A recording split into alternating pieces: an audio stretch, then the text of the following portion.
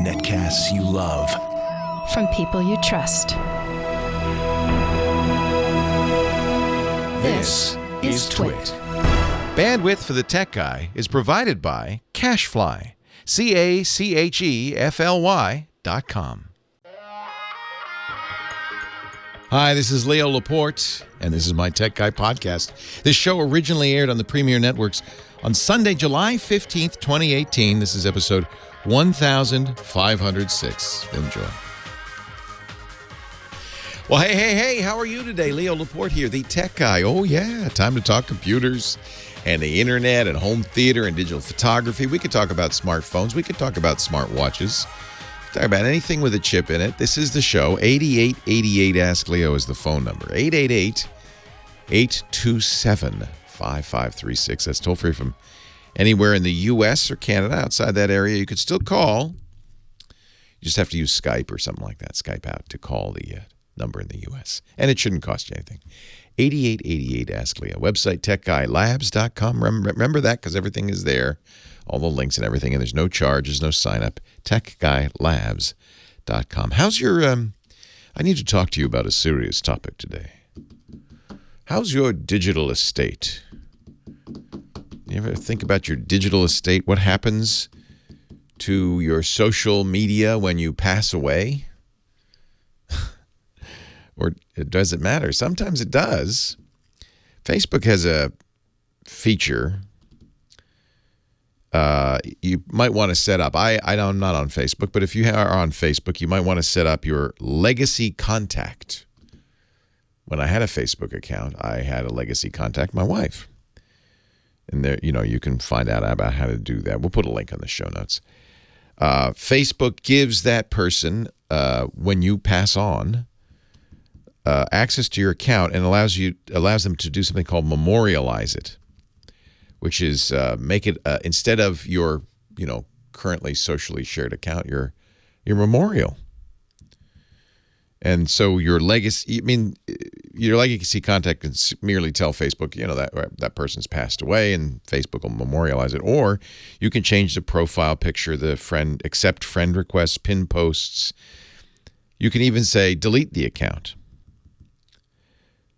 But what you cannot do is say, Facebook, I want access to all of the information in that account, including private messages. Facebook won't give you access to that. So, sad story. A teenager in Germany died in 2012. Very sad. Her parents have been suing Facebook ever since, saying, we want access to the account. What we would like to do is to look at her personal messages and so forth and see if she was suicidal. Facebook says, no, you can't do that. That's personal stuff. The parents took it all the way to the highest court in Germany and just won. Facebook disagreed with the German ruling, saying, quote, these questions, how to weigh the wishes of the relatives and protect the privacy of third parties. Because remember, it's not just their daughter's messages, it's the messages she receives from other people, right? Facebook says these are some of the toughest questions we've confronted. We empathize with the family. At the same time, Facebook accounts are used for a personal exchange between individuals, which we have a duty to protect. Unless it's for advertising reasons, or maybe Cambridge Analytica. But other than that, while we respectfully disagree with today's decision by the German court, the lengthy process shows, because it's been going on for 6 years, how complex the discussion is. We will be analyzing the judgment to assess its full implications. This is a tough one, isn't it? You sympathize with the parents. They'd like to, and who wouldn't, like to know more about their daughter's state of mind. Maybe even just, see what she was doing on her final days, just to kind of remember her. And that, I can understand that. But as it stands right now, if you were to ask Facebook, we get calls from time to time of exactly this situation. How can I'd like to see my spouse's account or my kid's account. And Facebook will say no. Should they? Or not? If a kid keeps a diary and passes on, parents get the diary, right, and couldn't open it and read it. This is a larger question that we're dealing with these days because of digital content and stuff we store on not just Facebook, but our smartphones. Think about your smartphone. That isn't just a telephone. It's not even just a date book or an address book. That's got your whole life in it. And you know, location information, bank accounts, everything's in there. The government often says, we wish we had full access. You know, when we arrest somebody, we want full access to their smartphone. And that's really still up in the air. You know, how much access they should have. They're very upset with Apple and others for encrypting that data, keeping them from looking at it. But on the other hand, feels like we might have a right to some privacy there, whether or not we're accused of a crime. Right? It's a challenging question, and it's interesting. The German court, which Germany is not, it's funny, Germany's a funny country because on the one hand, they really value privacy. So much so, for instance, that they were among the first to pass laws against Google, like the right to be forgotten. They told Google's Street View, it's just driving down a public street, taking pictures of, you know, houses and all the buildings, that if any person, any house that's pictured in there, if the owner says, I don't want that on Street View, Facebook has to blur it out. Sometimes we call them blurmany for that reason. They have to blur it out. As far as I know, no other country does that. And yet at the same time, the Germans think nothing about all hopping in a sauna together naked. That's just their attitude. It's a very interesting country. This kind of strange paradox. I don't mind it. I like it. But it's interesting because here they are, this country that's so focused on privacy, and the High Court gave the parents of this teenager access to her Facebook account. I don't know. What do you think about that? We had a busy week in the toy store. Sometimes I think about this show as the toy store. You know, it's not really news. It's the fun. It's the toy store, and the toy store was busy. This week, Microsoft announced a new, very special, tiny little itty-bitty Surface, a 10-inch. They call it the Surface Go.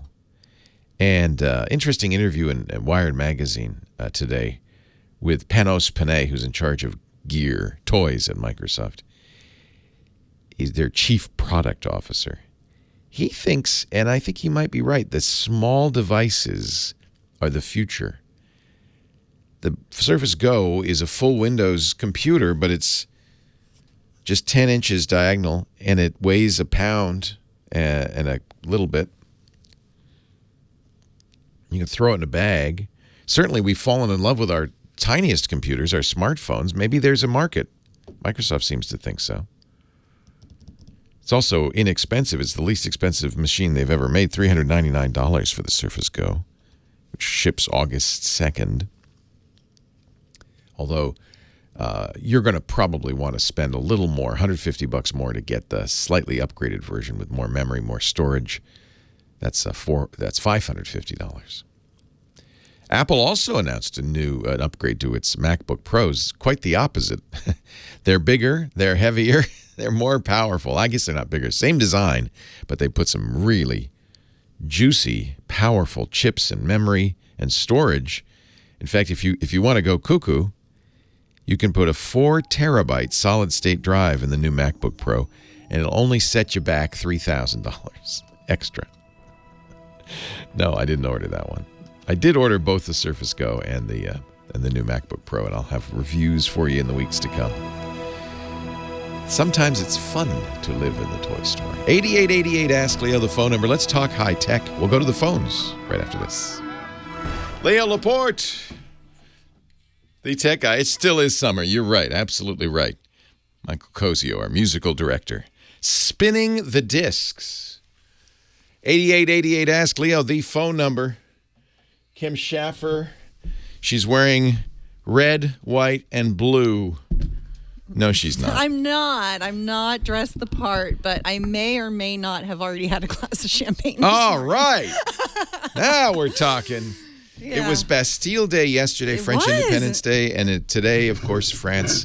And I was going for Croatia, but whatever. I don't have a dog in this race, yeah, we so don't. to speak. It's nice to see France win, but I have to say I was rooting for Croatia too, and I feel like they was robbed. But hey, that's sport, as they say in France. Sports ball. That's sport ball. So you were up early then watching the game, and no, I couldn't drag myself out of bed, and I was invited to a little watch brunch thing, and I left my house at 9:30. I got there at 9:31. I had my glass of champagne in the last 10 minutes and watched the end, and then off to work I go. Perfect. So, yeah. No, it was. I got up early to watch it, and it's early on the West Coast. It's not. And it wasn't that bad. It wasn't that early. It was 8 o'clock. 8 a.m. for us. Yeah. The other games have been at 6. So that's right. This was not bad at all. Yeah. You've been answering the phones. You've been collecting trophies for us. And I got a question that's way above my knowledge. Oh, then so I'm that just could gonna, be trouble for me. You'll know all about it. But Charles in Colton, California, has a Windows 10 machine. He wants to dual boot with Ubuntu, which I believe that's Linux. Oh yeah, see, you know more than you think you know. I pick up very well done. From you. Ubuntu.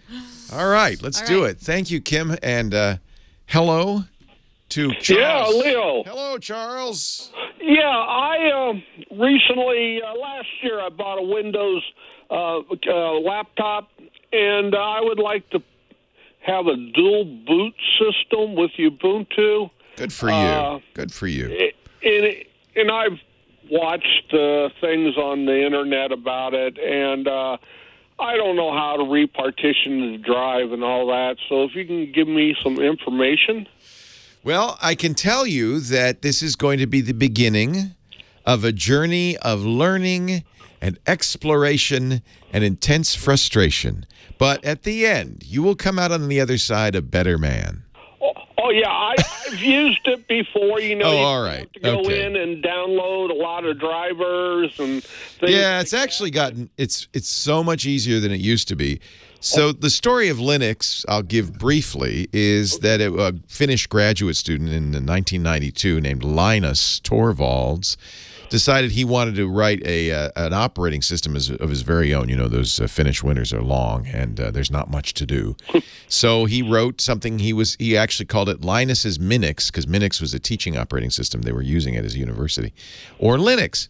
But he did something interesting with it. He said, I'm going to make this was a new idea at the time, open source. I'm going to let other people see what I've done. Why not? It's a hobby, and improve it.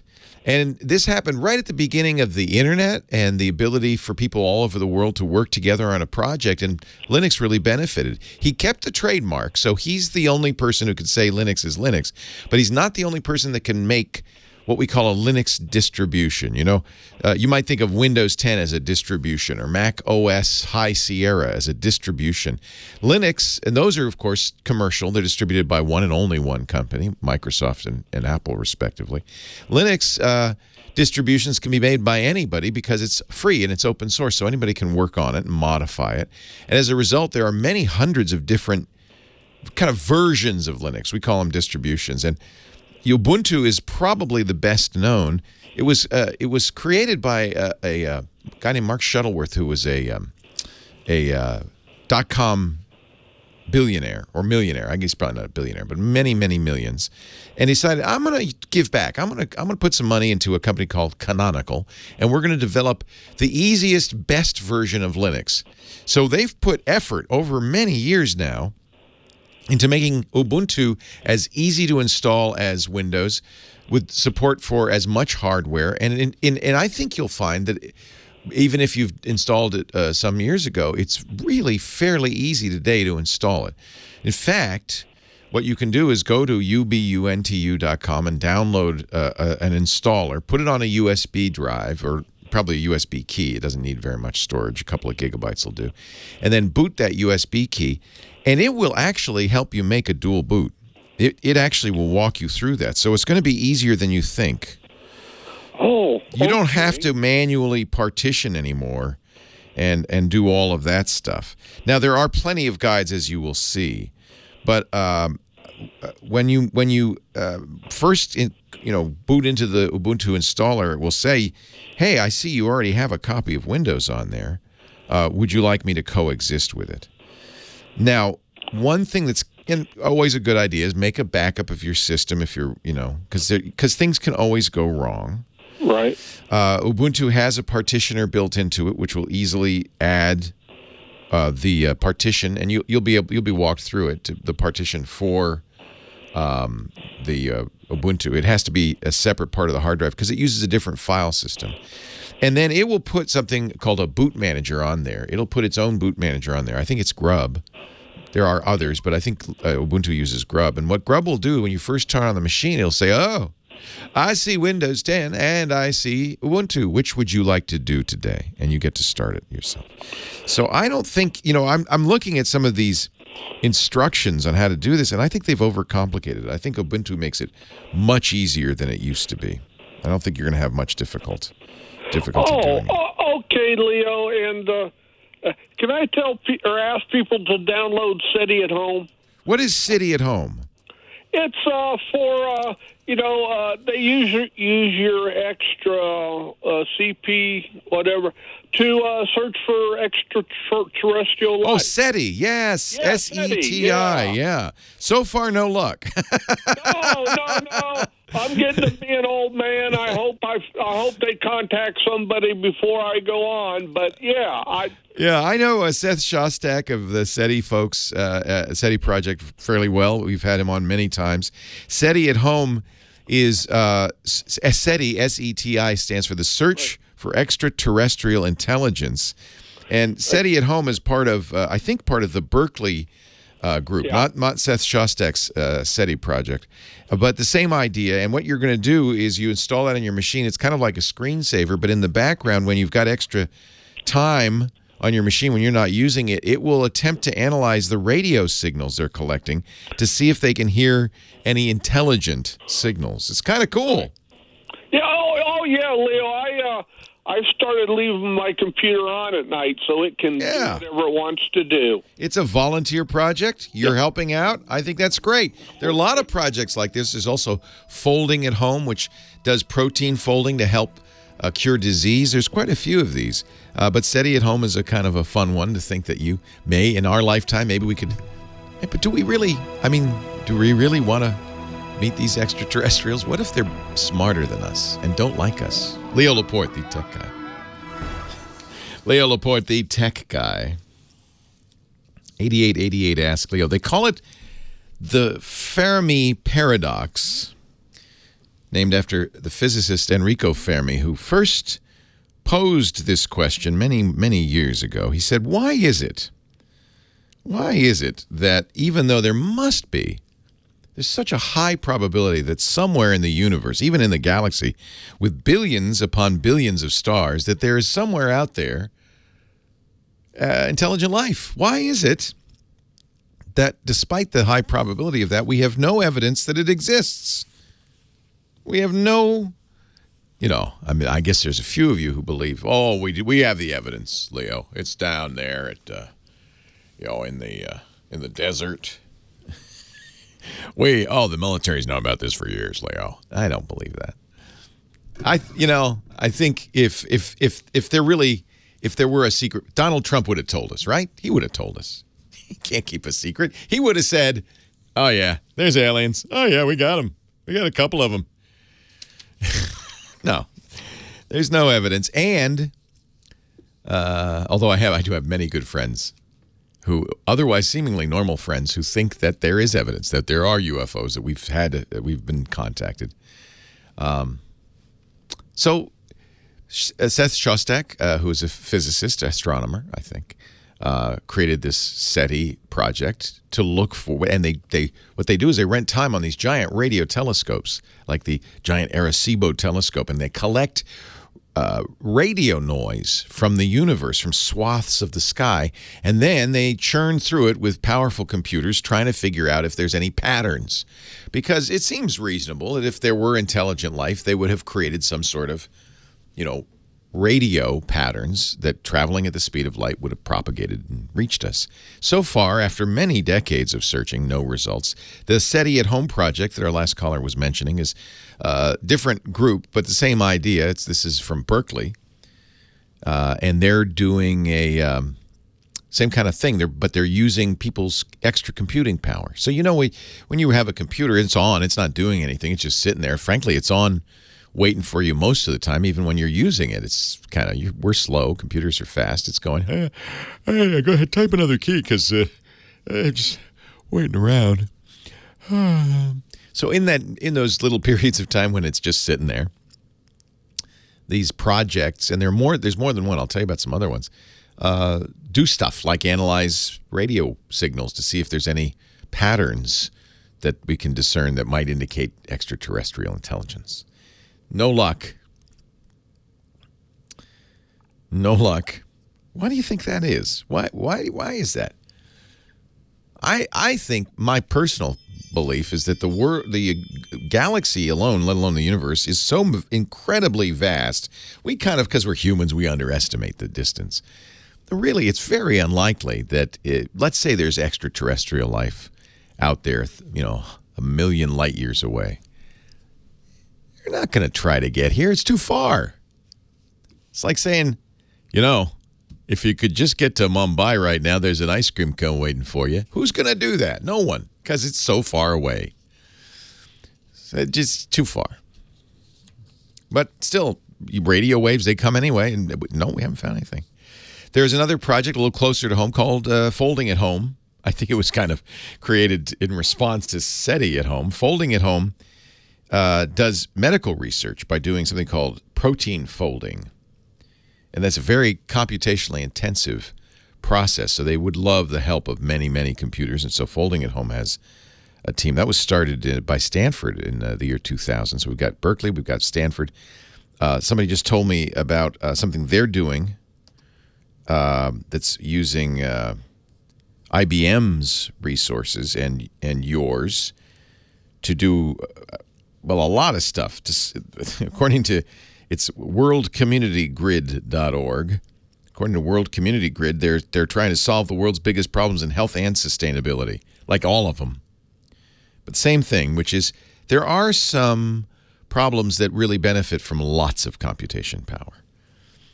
And basically, the giant internet distributed network of computers, all of our personal computers offer that. So there are a few people asking you to run software. Pick one. We'll put a list in our show notes, and you can add some more if you've got a favorite. TechGuyLabs.com. Ed, Claremore, Oklahoma. Hello, Ed. Uncle Leo. How you doing? I'm well. How are you? Good. Great. Oh, doing fine. Well, except for a few things. I have a whole list that I could ask you about. Okay. Down to one for today. All right. I live out in the country, have DSL, and that only other option really is satellite or maybe microwave towers. Right. And so I'm DSL, 3 megabytes per second, and I've been running up huge data uses on the internet. Yeah, I bet. 120, 150 gigabytes. 1 month, 190. They almost charged me extra for that one because 150 is supposedly my limit. Well, so I said, what's going on? So my approach, and tell me if I'm approaching this right or any other suggestions you had, I unhooked everything I could think of from my router. Watched it for a few days to see if it dropped or maybe some neighbor had gotten into it. I've got a very strong password. That didn't happen. It did drop down almost to nothing, but not quite. So then my wife has a Windows machine. I have a Mac, and then we have 4 or 5 devices we hooked through the router. So I just, hers alone, her Windows machine, I hooked up to it. And she used it, and then one day she didn't use it at all, and it kind of corresponded to basically normal. We don't download any video, TV. Well, let me cut to the chase a little bit here. First of all, 150 gigabytes a month is nothing. I know it sounds like a lot, and it is a lot from your point of view because your internet service provider doesn't give you very much. My internet service provider, I have a cable modem, gives me a terabyte, and I routinely hit that every single month. Well, I have heard. So it is very easy to go through 150 gigabytes. It's easier than you think.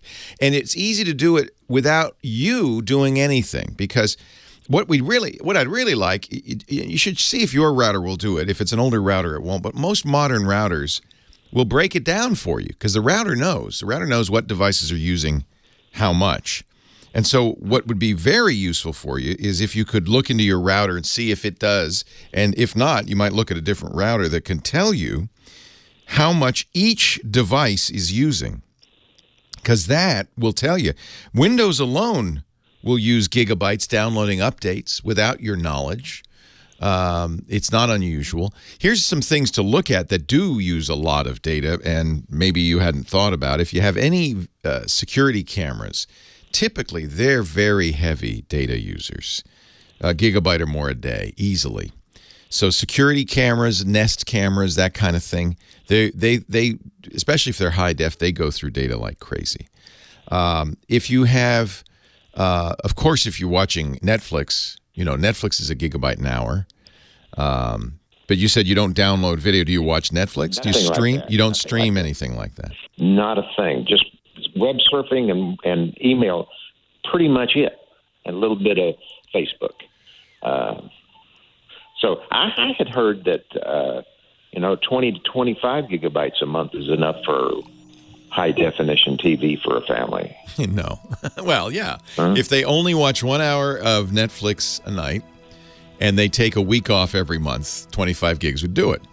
It's a gigabyte an hour. Minimum. So this is the problem. I'm going to talk about it a little bit when we come back, because this is a bigger problem than just yours. Leo Laporte, the tech guy. It's all the blockchains. 150. Yeah. One blockchain is what, 100? What is the blockchain today? 150 something? Let me look. Size of Bitcoin blockchain right now is 163 gigabytes as of March. So if you had a Bitcoin wallet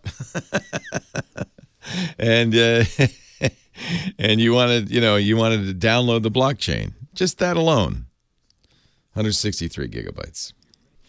What is there some software you can run? Windows, you can in an individual. The problem is that an individual machine does not know what's going on in the entire network, or can it? You could certainly monitor data usage on a Windows 10 machine, because if you go into network and internet settings, you can see data usage. But that's just for that one computer.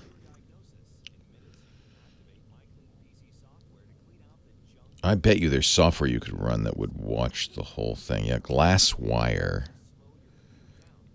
No, but see, that's only going to tell you what you're using. That's why the router is really great.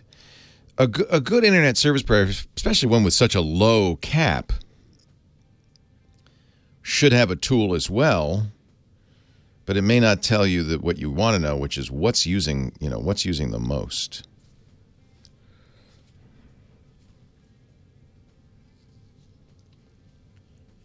Yeah, a good router. Get a new router, and a good router will give you all that information.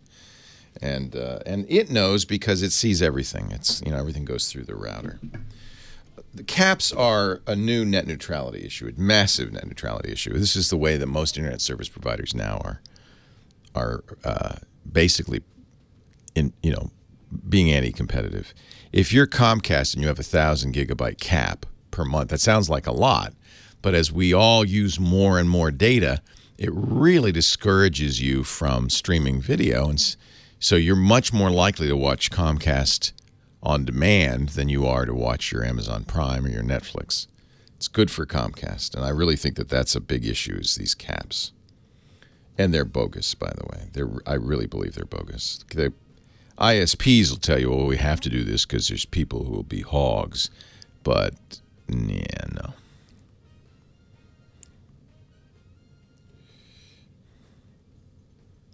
$200 to 400 gigs, yeah. Shaw's nasty. That's a Canadian ISP, Canadian cable company. I'm glad Spectrum has no data cap, huh? Comcast didn't used to.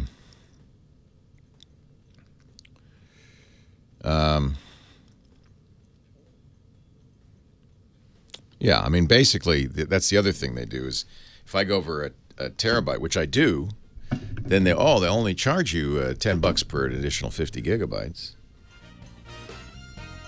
Up to $200 a month. Leo Laporte, the tech guy. So data caps are really the latest dirty little trick that internet service providers are playing on us. Of course, our mobile broadband providers have had data caps. Even when they say unlimited, at a certain point, they almost always throttle you down to almost unusability because they don't want you to use more data.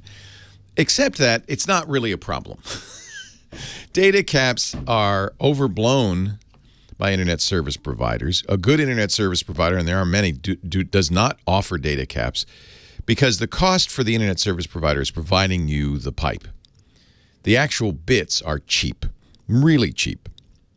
The stuff they push down the pipe. The networking gear, the equipment, the infrastructure is what's expensive. But once you've got the infrastructure in place, it's like water. You know, it's expensive to put in the piping, the plumbing, the pumps. Once that's in, the water's cheap. And it's the same exact thing in an internet service. And I've talked to a number of good ISPs who say, yeah, what it really is, what data caps really are, they're twofold. When a company has a data cap, of course, they're hoping to push you in the next tier so you'll spend more money. So it's just, you know, on the face of it, a simple way to say, pay us more. They say, oh, there's bandwidth hogs out there. We really have to limit them. But if you have a data cap of 150 gigabytes a month, that's absurd. Even a terabyte is absurd. Now, Comcast, when they instituted these terabyte data caps, they said, oh, well, nobody's going to, you know, that's 1% of our, at best, 1% of our users hit that. Well, right now, but they know that number is going up, and it's going up at a very rapid clip because people are putting in Internet of Things devices like doorbells with video cameras and toaster ovens with camera. I have an oven that has a camera with devices that use a lot of bandwidth. And you know, I know in my home I have about 50 devices on the internet. That's a lot. Every one of them uses bandwidth. So I routinely get through a terabyte a month easily. Comcast has really two reasons to do that. As I mentioned, they make more money because they can charge me for the overage. But secondarily, my thinking is really as a net neutrality issue. They would prefer, of course, that you watch TV on their premium cable subscription. They're very afraid that you'll just buy internet from them, that you won't subscribe to television. And so if, you know, it costs you to watch Netflix or Amazon streaming TV or iTunes, but you can watch Comcast on demand for free, well, you're going to watch more on demand. You're going to use more Comcast television. So that's the second benefit to cable internet providers. And nowadays, most internet providers are offering premium services of some kind or other that they would like to preserve, like to protect. And that's the net neutrality side of this. So what's our defense as consumers? Well, a couple of things. First of all, if you can, and most people don't have the choice, seek out an internet service provider without data caps. Some do not. Some do not because they're not allowed to, like Spectrum. That was one of the provisions of the merger deal. Some do not because, like Sonic, our internet service provider here at the studio, because they are good and they know, and they're not trying to sell you TV services. They're a real internet service provider. So if at all possible, we want to encourage the market to eliminate data caps. The problem is in the United States, most people don't have a choice. At best, the phone company and the cable company. And in fact, a huge plurality of Americans don't even have two choices. They have one way, like our caller, one way to get internet service. Oh, you might have a second way that's a satellite, but one decent way. DSL has problems of its own because as you get farther away from the central office, the DSL slows down. That's a surprisingly low data cap, but it might be tied to the fact that you're probably not getting a lot of throughput. So there are things you can do defensively for your computer. On all your Windows machines, you can go into the Internet and Network settings, and you can see how much each application on that machine is using. You can't see how much all your devices on your network are using. For that, you need to go to the router because that's the only thing that sees everything. But your Windows machine can at least tell you how much the applications on it are using. You can see where the bandwidth hogs are. And maybe a good idea, because usually the biggest bandwidth hog is Microsoft itself downloading updates, is to turn on, and this is in the network settings, metered mode. Say, I'm on a metered network, which you are. Your network monitors how much data you're using, and it's metering it, and it's fairly low. That's a really low cap, 150 gigabytes. So you're on a metered network. So turn that on all your Windows machines. That will prevent Windows from automatically downloading updates. And you may see a big improvement just from that. A good router, a modern router, will give you the specific information you're really looking for. Which devices are the bandwidth hogs on my network? And that's the most valuable thing. And as I said, some of them might be surprising. If you have video being sent up to the internet from anything, cameras, doorbells, toaster ovens, that's going to use more bandwidth than you think. High-def video is expensive, and it's going out, not in. Oh, I don't download video. I mean, maybe you're uploading video. If you were just web surfing and mail, that's probably not a lot. But remember, YouTube is streaming video, and streaming is no different than downloading. That's another thing we should probably point out. I don't download video, I just stream it. Well, it's the same thing, because all streaming is downloading and watching it at the same time as you're downloading it. It's the same exact number of bits. So if you watch any video on the internet at all, whether it's on a website, on YouTube, Netflix, Hulu, that's going to consume a lot of bandwidth. Sometimes people say, oh gosh, I would never, I doubt I use more than 10, 15 gigabytes a month. You might be surprised. And even if that's the case today, it guaranteed won't be the case next year or the year after. We're using more and more, and notice we're putting more and more stuff in our house that connects itself to the internet. The IoT, the Internet of Things. So if you have a very simple home and you have nothing on the internet except your computer, then you can look at the computer and see what the bandwidth hogs are there. And as I said, if it's Windows, turn on the metered connection. That is a great feature that prevents Windows from downloading more than it should. And frankly, the real issue is we got to get ISPs to stop being so greedy. Good luck. Good luck. We were talking earlier about things like SETI at Home and Folding at Home. I bet those use some bandwidth too. I don't know how much. They have to download the data sets. Those are probably not insignificant size blobs. Their uploads aren't great, but huge, but the downloads might be. Eric, St. Louis, Missouri, Leo Laporte, the tech guy. Hi, Eric. Hello. Welcome. Hey, I just wanted to put this out there on the air. I've got AT&T UVerse service, and they're not going to do ever anything about this, but I just wanted to let people know out in the radio world that if you ever do a speed test and you notice that you're DVR recording, that they actually cut your bandwidth speed down. Yeah. This is the dirty little secret of UVerse. You're getting an internet connection with AT&T's UVerse, but it is shared with television. So when you're watching TV or recording, doesn't matter, that comes out of your total bandwidth. Yeah, That's a very good point. I think a lot of people don't know that. UVerse was originally a fiber solution, and that meant there was tons of bandwidth and tons of data. But a lot of people get UVerse as a DSL connection, which is much more limited. So absolutely pay attention to that. And if you're considering UVerse TV plus internet, that's definitely a factor. Here we are, one of the greatest countries in the world, the country that invented the internet, and we can't seem to get good internet. We're just really not good at it. Overcharged, overpriced, poor quality. Why? What's going on? Leo Laporte, the tech guy.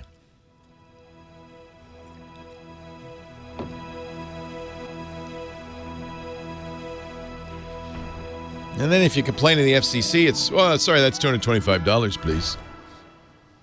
Jeez. I gotta. Well, hey, how are you today? Leo Laporte here, the tech guy. Time to talk tech. Yeah, computers, sure. Sort of. The internet, home theater, digital photography. We could talk about that. Smartphones, smart watches.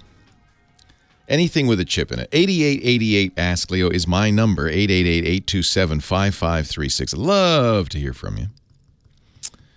8888 Ask Leo. And if you're listening and you hear something, you're driving around, getting the chores done, doing stuff today, you don't have to write anything down. No, as a convenience, as a service to you, the listener. James DeRuvo is right now writing everything I say down, and he'll post it on our website, techguylabs.com. So all the links, all the stories, everything, and you can add to it too, which is even better. There's a comment section. It is free. There's no sign up. We do ask that you sign in if you are leaving a comment. And you can use your Twitter or Google or Facebook account to sign in, or just create an account. And the only reason I do that is just to slow spammers down. We don't do anything with that information. TechGuyLabs.com. On we go with the show to line 3, Greg in New Brunswick, Canada. Hello, Greg. Hey, Leo. Thanks for taking my call. My pleasure. Thank you for calling. What can I do for you? All right. So I go on to Ustream IBM Cloud Video like on a fairly regular basis. We actually have used them for years, even before IBM bought them, to stream our shows, which is awesome. Yeah, and I also go on to like Bobby Magic Radio. That's where Mark Charvat operates his channel and plays all the hits from Spotlight here, including specials. And lately, I've been noticing that free streaming is coming to like an end on August 1st. It is for Ustream. It is. Ustream. Yeah, IBM bought Ustream. Ustream is a great story. It was started some years ago by a good friend who was a vet, and he wanted to create, the history of Ustream is great. He wanted to create a way for overseas military personnel to talk to their families and friends. And so he created this thing called Ustream. Brad Hunstable's his name, and he's a really great guy. During the Iraq War. It later became a platform that people would stream content on, such as Bobby Magic Radio or myself. IBM bought it not so long ago. It became IBM Cloud Video. And I always worry when that happens, and now I think the other shoe has dropped. IBM announced that they're going to start charging. We used it for years free, and that was a great service. Thank you, Brad. But IBM doesn't want it free anymore. So I don't know what Bobby Magic's going to do, but we continue to stream. We'll stream until Ustream cuts us off, but we're not only on Ustream. Bobby Magic should probably look at YouTube. There's live free streaming there. Twitch. Go ahead. Yeah, my concern is the music licensing, and I'm worried that that's going to play a bit of an issue there. Well, he has to pay license fees whether he's on Ustream or Twitch or YouTube, right? He must pay his license fees, I would assume. Well, he was on Justin TV before, and he got flagged a couple times for copyright infringement. Yeah, and of course, YouTube does have an automated copyright system that often flags people incorrectly. So you're right. If he's playing music, which he is, obviously, he's a DJ, maybe YouTube isn't the right place for him, but there's also Twitch, which is owned by Amazon, twitch.tv. Microsoft just launched their Mixer. Both Twitch and Mixer are best known for Let's Play videos, gaming videos, but they allow people to stream other content, in fact, welcome it. And we are on Mixer and Twitch as well. So there are other places he can go. There are free streaming. He never, regardless of what the streamer says, he does. We can't play music without paying for an ASCAP BMI license. I presume he does also. Yeah, and so if he gets a takedown, on YouTube, it's a simple process. We've been taken down from time to time. It's a simple process of disputing it. You go to YouTube and you say, no, I pay license fees, blah, blah, blah, and that should eliminate it. You won't get a copyright strike, and they should let the stream continue on. What we found is after a while, YouTube kind of noticed that we were a news channel and said, oh, yeah, let's stop flagging it entirely. So we haven't been flagged in a long time. And I imagine the same thing would happen to Bobby Magic. Is his name Bobby Magic, or is it Bobby's Magic Radio? It's Bobby Magic Radio, but Mark Charvat. His real name is Mark? Yeah. Who ever heard of a DJ changing his name? My real name's Leo Laporte, or it's actually Leo. I don't use the French pronunciation. But for years, I was Dave Allen, and then for a while, Dan Hayes. Both terrible names. I'm glad to be back to my real name. But, yeah. I see it's off the air right now. So, that's a legitimate concern, although I don't know why Ustream would have been safer than anywhere else. You'd have the same problem. Yeah. He tried Vaughn Live, but he couldn't get his email to work. Yeah. He went to Vonline TV, and it worked for me. There's also caffeine. There's quite a few. It's really a disappointment to me that IBM has decided to start charging for Ustream. It's typical. IBM is a for-profit business. I always wondered how Brad and company made Ustream work without charging, but they would stick video ads in pre-roll, post-roll, that kind of thing, and there were ways to monetize it. And there are a lot of people doing it, so it must somehow be viable. Of course, Amazon and Microsoft and YouTube, Google have deep pockets. They could afford, I guess, to be losing money on those. YouTube, I don't believe, loses money. We're not sure, but because Google doesn't really break it down, but I think YouTube is quite profitable. I mean, I've also suggested to Cast as well. There are other ways to do it, yeah. I can't help you with the music rights issue. That is a legitimate issue. And, for instance, when we do our podcast of this show, I'm always talking about the bumper music that our friend Michael Cozio is playing, but you don't hear it on the podcast because I don't have the rights to put it on the podcast. So there are definitely things to consider. You gotta follow the rules, and there are rights organizations designed to help you with that, and the official publishing rights are ASCAP BMI. It's interesting. The publishing rights are the ones you got to worry about, not the performance rights. The performers don't get the music. The publishers do. And so you kind of have to look into this, and I'm sure Bobby Magic is looking into it. If he's not paying any fees at this point, he's already not in compliance. So he's got to solve that. If he is in compliance, then I don't think there'll be any problem with YouTube. I believe on our YouTube stream we do let the music play, and we've never had a takedown because of that. So because we're licensed for that. The estimates are that YouTube, nobody knows. It's kind of amazing. YouTube's going along offering, I think, one of the best deals in history. Anybody who wants to do a TV show, a short bit, a comedy, can put it on YouTube, distribute it to everybody in the world over the internet, and it's completely free. Completely free. And you've got to think that they spend massive amounts of money, not just on the streaming, on providing the bandwidth for these streams, but when you upload a video to YouTube, their servers take the video and they encode it in, I don't know how many, maybe a dozen different ways. For a little screen, a big screen, for mobile, for desktop. They re-encode that video many, many different ways. And that's costing money too, because that's their servers cranking away on that video. YouTube hasn't announced lately how much video is uploaded every minute, but the last time I checked, I think it was, what was it? Was it 400 minutes every minute? Something like that. It was some huge number uploaded every minute to YouTube. And every one of those they have to recompress and put on their servers. And yet it's estimated. The estimates, everybody's guessing, nobody knows, that they may make as much as $10 billion a year on YouTube. Nice job, Google. What do they pay for it? Not a whole lot. They bought YouTube 10 years ago now. Has it been that long? For, I think, $3 billion.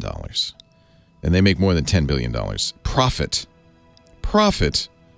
a year on it now. It's paid for itself several times over just this year. Leo Laporte, the tech guy, 8888 Ask Leo.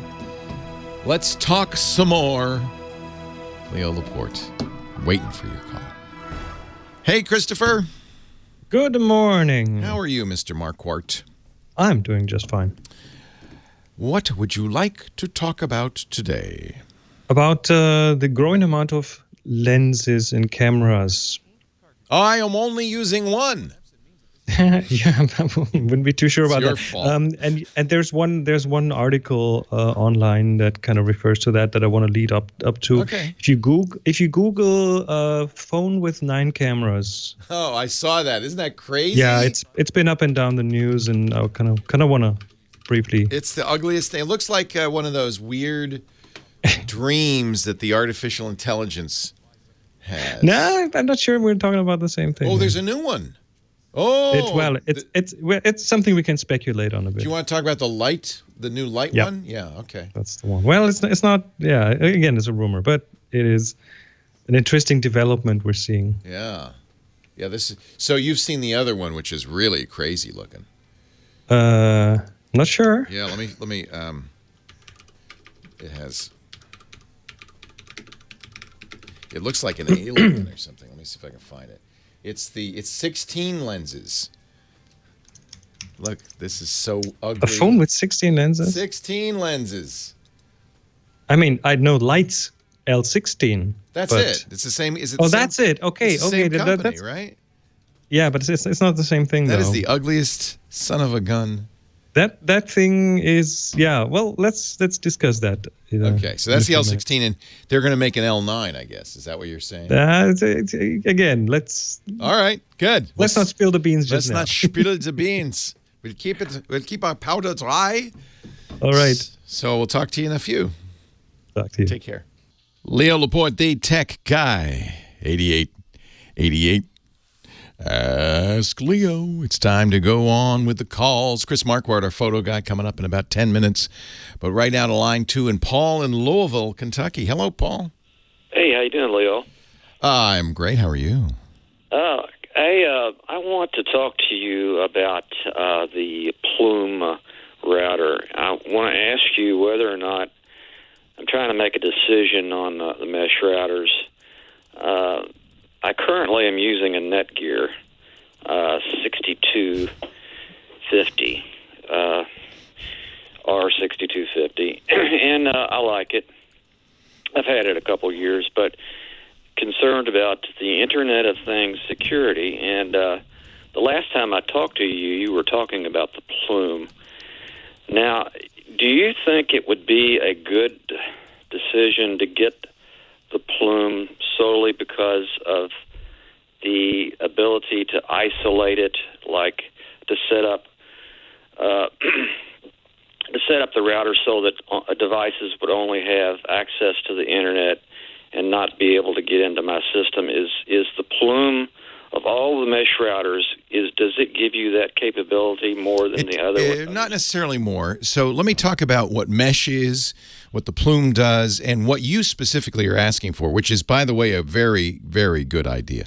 So the Plume is one of a whole bunch of routers that are kind of a new category called mesh routers. Typically, you'll buy a base unit and multiple additional extension units. The difference between using these mesh routers and buying a regular, ordinary router and then buying extenders is in the router extender setup, the extenders are half the speed as the router because there's handshaking going on. They're half duplex. So when you talk to the extender, it then has to talk to the router. So it says, wait a minute, sends the same thing to the router. The router sends it back. Now it sends it to you.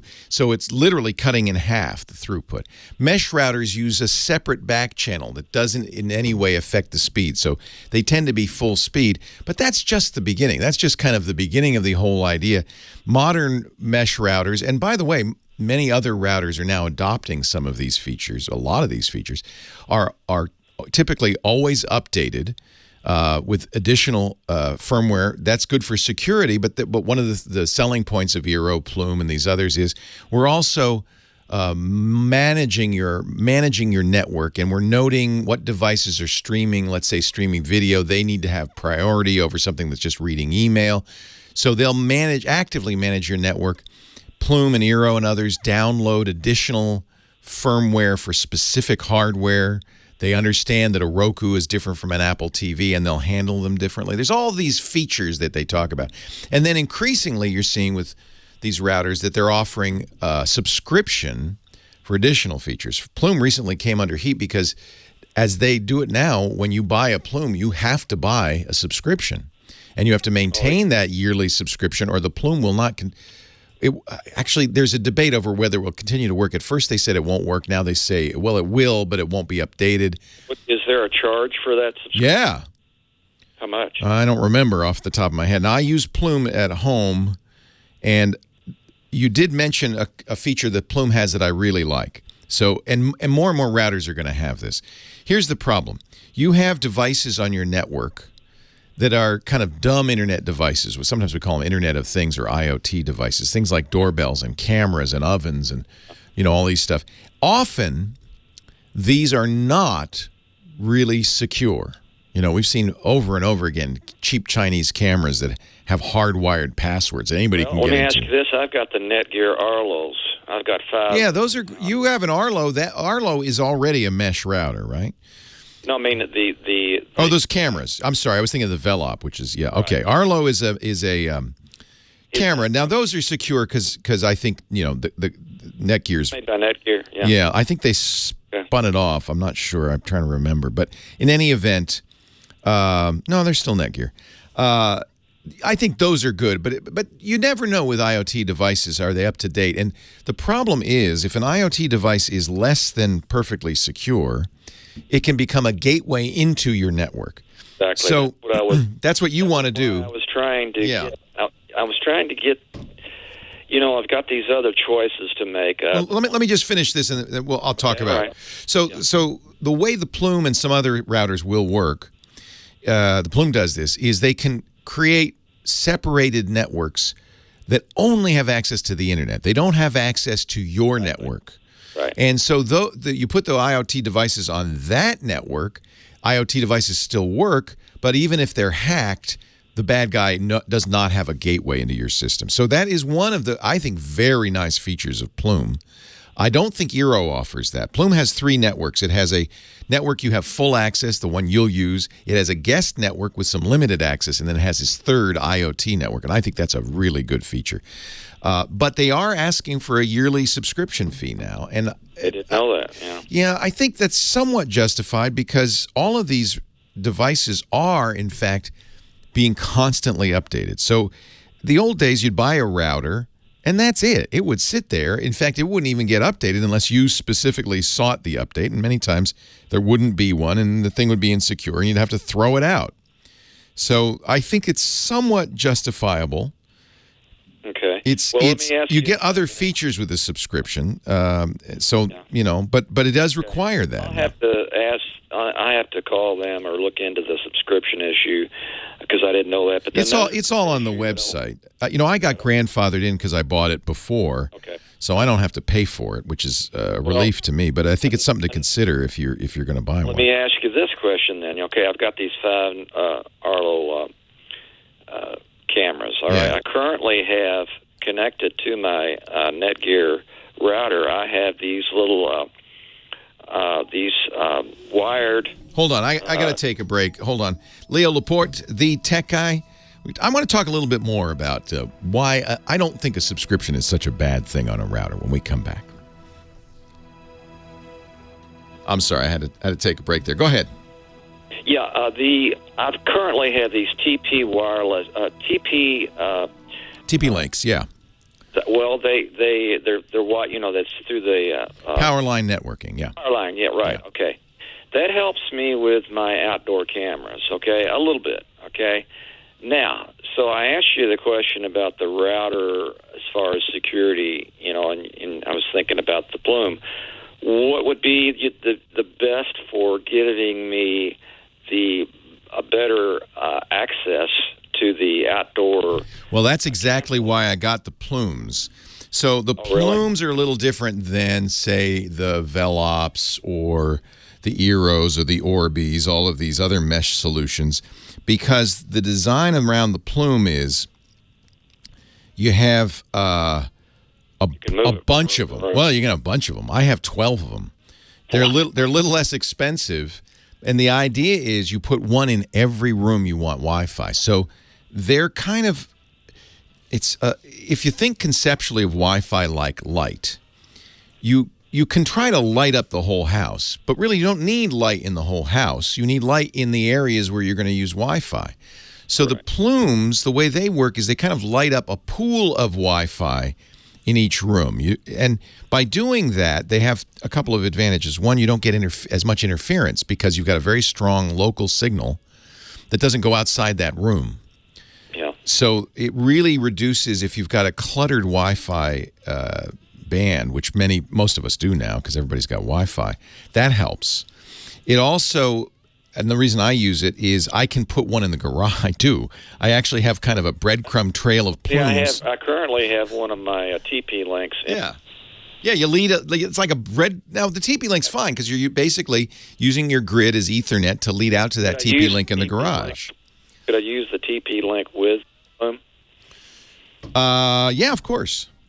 Yeah, ideally, this is not ideal. I have two Wi-Fi networks in my house. That's not ideal. Ideally, you'd have one, but you could do that. I see now the Orbi has an outdoor satellite, which I think is I like the Orbi. The Orbi is another very good one. This is Netgear's mesh solution. And now they have one that's outdoors, which might be an even better solution for you. I think with the Plume or the Orbi, you could eliminate the TP-Link. It would get the stuff out there. My garage is pretty well shielded, right, as most garages are, because they need to be fireproof. Well, the one advantage, though, to having those TP-Links would be if I needed to plug in something for Ethernet, they have... That's right. Plumes do that, too. Plumes have an Ethernet plug on every one of them. I've already got the TP-Links. I could, I would not have to buy a Plume specifically for that purpose, is what I'm saying. You know, that's right. Yeah, now your TP-Link is it also Wi-Fi or is it just Powerline networking? Because you can get them that are just Ethernet. That might be a better solution because then you wouldn't have two Wi-Fi networks. They've got both features. Yeah, or disable the Wi-Fi on the TP-Link and use the Ethernet. Yeah, that would be ideal. You really don't want to have too many Wi-Fi routers in one house. Okay, yeah, that would be a good idea. Yeah. I never thought about that. Yeah, I'm pretty sure you can. I use those TP-Links. They're great. I think that you think that the Plume would be both a good internet security and also for outdoor. Yeah. Did you right? You can't leave it outdoors. You have to put it on the other side of the wall from your camera or something like that. Exactly. Yeah. I know what you're talking about. But I think I'll have to look into that subscription, and I might give them a try. They have a flat rate $200 lifetime subscription. So really, you could think of it as just a more expensive mesh solution. Yeah. And you get a lot of stuff. You get filtering. They have security filtering. Is that the whole system? No, that's the whole system. Yeah, right. Okay. All right, got to run. Hey, it's good to talk to you. Okay, thanks a lot. Bye-bye. Mama, don't take my Kodachrome. Mama, don't take... Leo Laporte, the tech guy. Look at that. There he is. He just appeared magically all the way from Germany. World Cup winners in 2014. Chris Marquardt. Hello, Chris. I know, you told me you don't follow sport ball. So. What is that World Cup you're talking about? I was hoping for France, Germany. That would have been a fun final, but it was still a fun final. So, sorry, didn't mean to bring that up. Chris is our photo guy, doesn't bother me. Yeah, as you know. He is a great photographer. You can follow him at discoverthetopfloor.com. He's got so many great pictures. Also does a fantastic English language podcast for photographers called Tips from the Top Floor, tfttf.com. Hey, Chris. Hello. What should we do today? Well, how many smartphones do you have? You're asking the wrong guy, but it's probably true. Yeah. My daily driver's two. I have an Android, the Pixel 2, and an iPhone 10. But I have a drawer full of, old Samsungs and all sorts of stuff.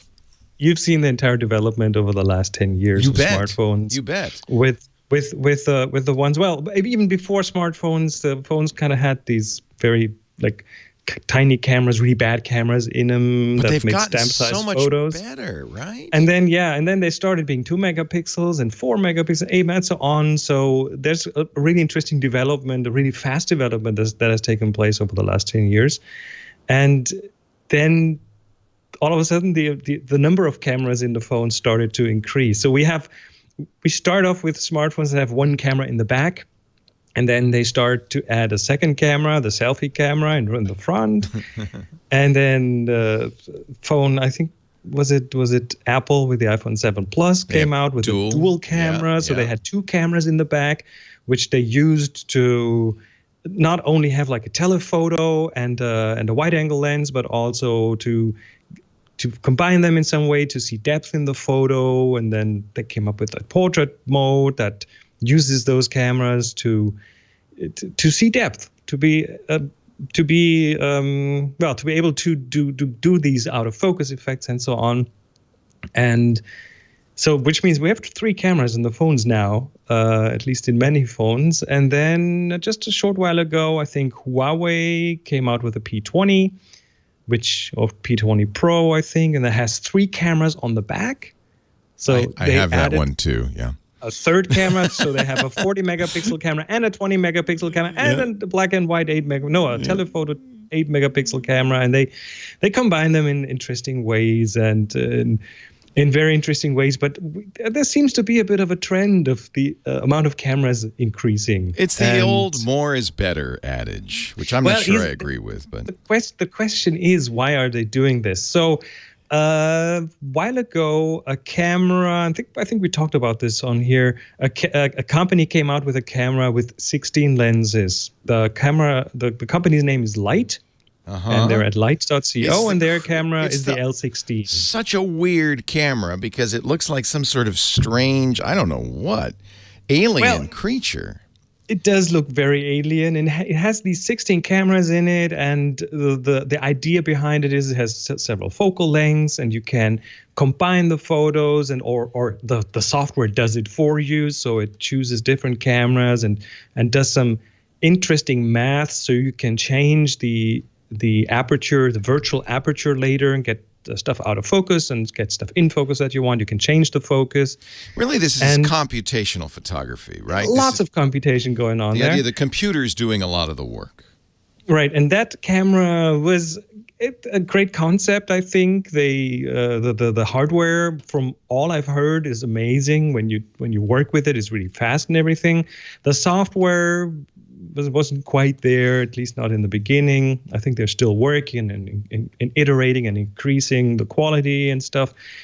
But just a short while ago, there was this article in the Washington Post, and one of their reporters went to China and had a look at a lot of like upcoming stuff in tech. And the one thing that he showed is a prototype, and I'm not sure if that's a genuine photo, if it's a render, if it's a preview, but he says, or he writes that he got a preview of a smartphone by that same company that did this 16 camera thing with 9 cameras in it. 9? Yeah. And now they're a little better laid out. They're in a circle, so they doesn't look too alien this time. They look like, it's a circle on the back of the camera. Again, this is not a product. This is more on the rumor side at this point. And I might dispute the 9. I think he counted wrong because one of those holes is a flash, not a camera. But then there's one in the middle. Oh, I see the one in the middle. You're right. He did count right. Okay. Yeah. It makes 9 cameras. And I think in the article he writes that that they saw several prototypes between 5 and 9 cameras. Wow. And the question is, why would we need 9 cameras in a smartphone? Yes, why? Why on earth would we need that? And the interesting thing is, they, I think, want to do something similar and to what others are doing with 2 or 3 cameras now, and what they do with the L16 with the 16 cameras in it.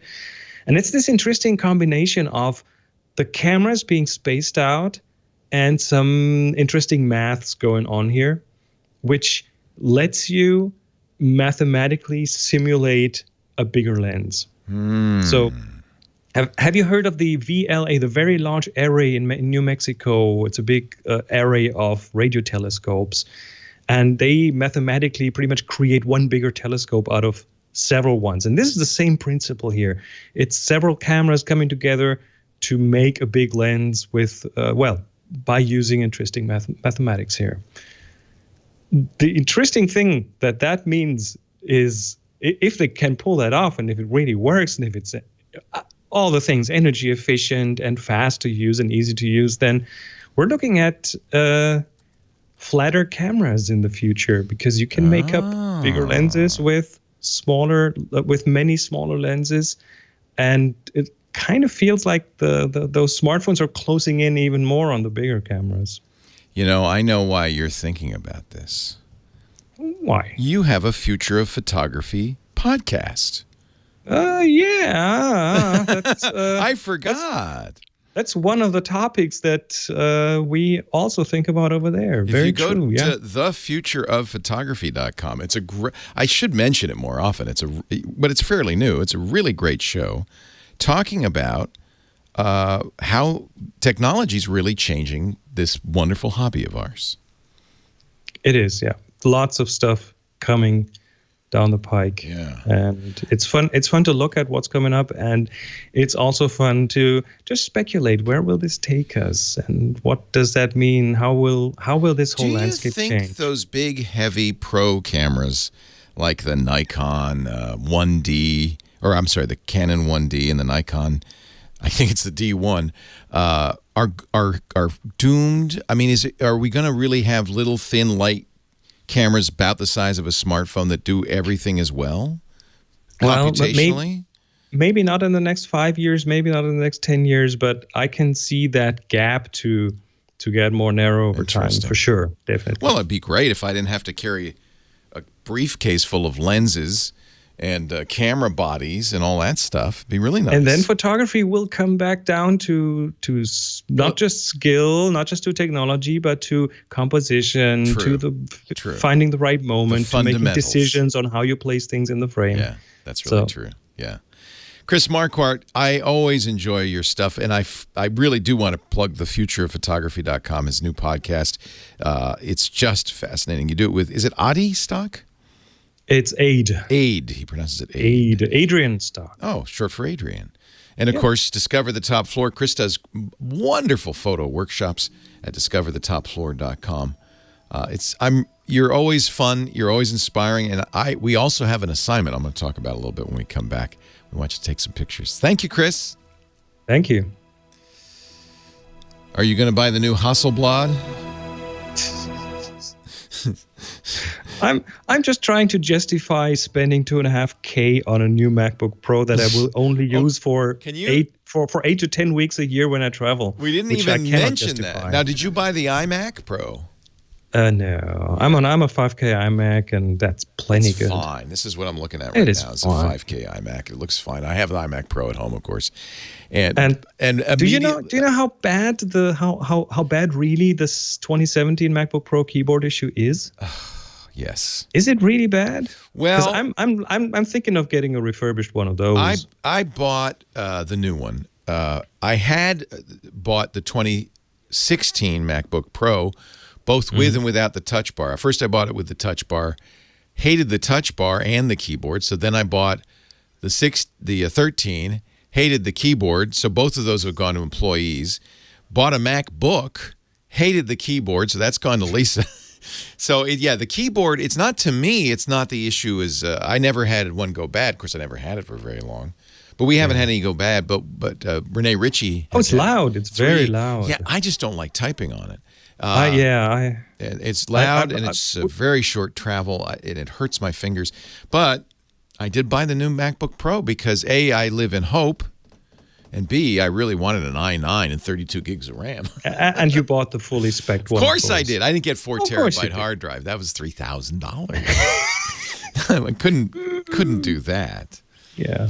But I did get a 2 terabyte because I think this would be the one, like you, that I would travel with so that I could, anything that makes Lightroom usable is a good thing. Yeah. Apple should give Adobe half the proceeds. Because they are one of the reasons why people want main reasons people want a faster computer is because Adobe Lightroom is such a pig. It doesn't have to be. Gosh, Skylum, hurry up with your dam. Skylum and who else Serif. is doing a dam? Is Affinity doing a dam? Serif is working on one. I don't think we'll see it before the end of this year. It must be hard. They are officially working on something. It must be hard because both these companies have been working for years now on dams, digital asset management. Yeah, and they have the pieces together, at least the raw development piece. Affinity Photo does that, and it's getting better. It has a good camera raw. It's getting there. It's almost as good as Adobe. You can always use all they Apple. need is the database part under it. Yeah, right. I don't know why that's so hard. You can always use Apple camera raw, can't you? If you're a third party, or does only Apple use that? I kind of like what Adobe. You like does Adobe? Yeah, their processing fits more with. I use all of these, these fast raw importers, which are much, much better because they don't do anything except import and look. But what about Bridge? Can Adobe Bridge do that and do it fast? Well, you can piece them together. You can use Photoshop and Bridge, and that's what I was thinking. Some people still use that kind of workflow, but.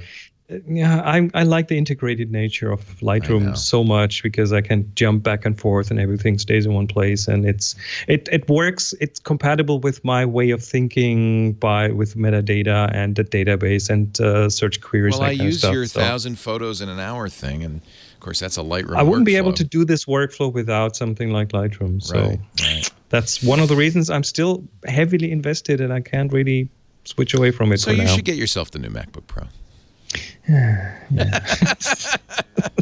Thanks, Chris. Talk to you next week. Take care. Bye-bye. Oh, Chris deserves it much more than I do, that's for sure. He needs it.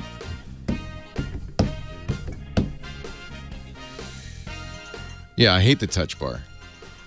But I'm just going to try to live with it. What are you going to do? Apple's not giving it up. Leo Laporte, the tech guy. So, I have two things to talk about. First, let's tell you about our photo assignment. This is really not a competition. It is an assignment. It's to get us all, including me, out there taking more pictures. And Chris has been doing body parts for the last few months. You have 1 month, and actually now it's about a week or two, to take a picture illustrating the concept, eyes. Okay? E-Y-E-S. Now, here's how you participate. Just take a lot of shots. Go out there. Look for eyes in all different ways. Take pictures. And when you find one, you think, boy, this is good. I'm proud of this. Upload it to Flickr.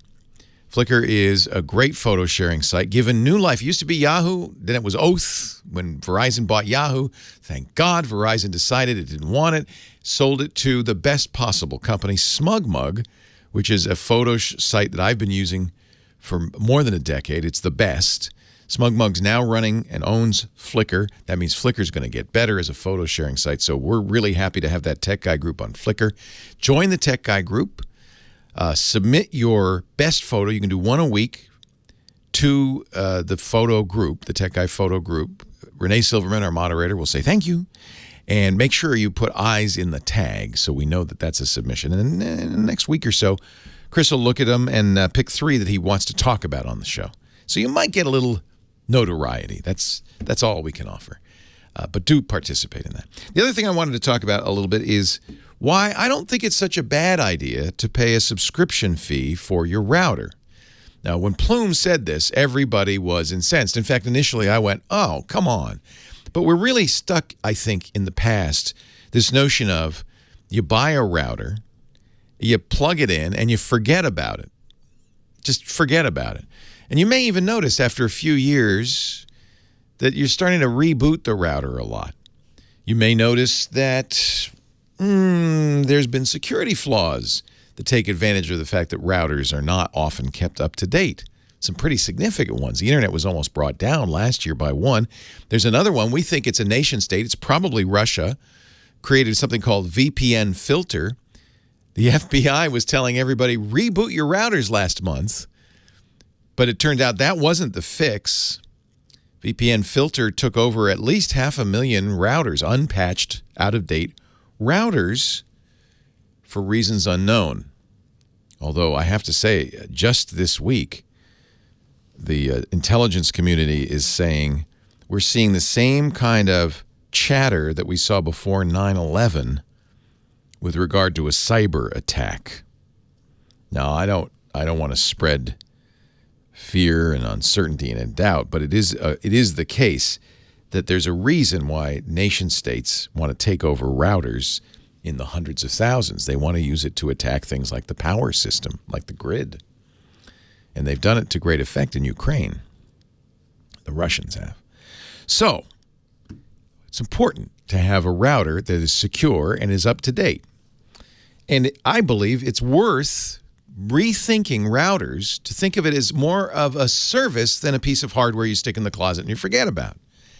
It is a service. You want the company to continue to update it, to continue to not only improve it, but to fix security holes.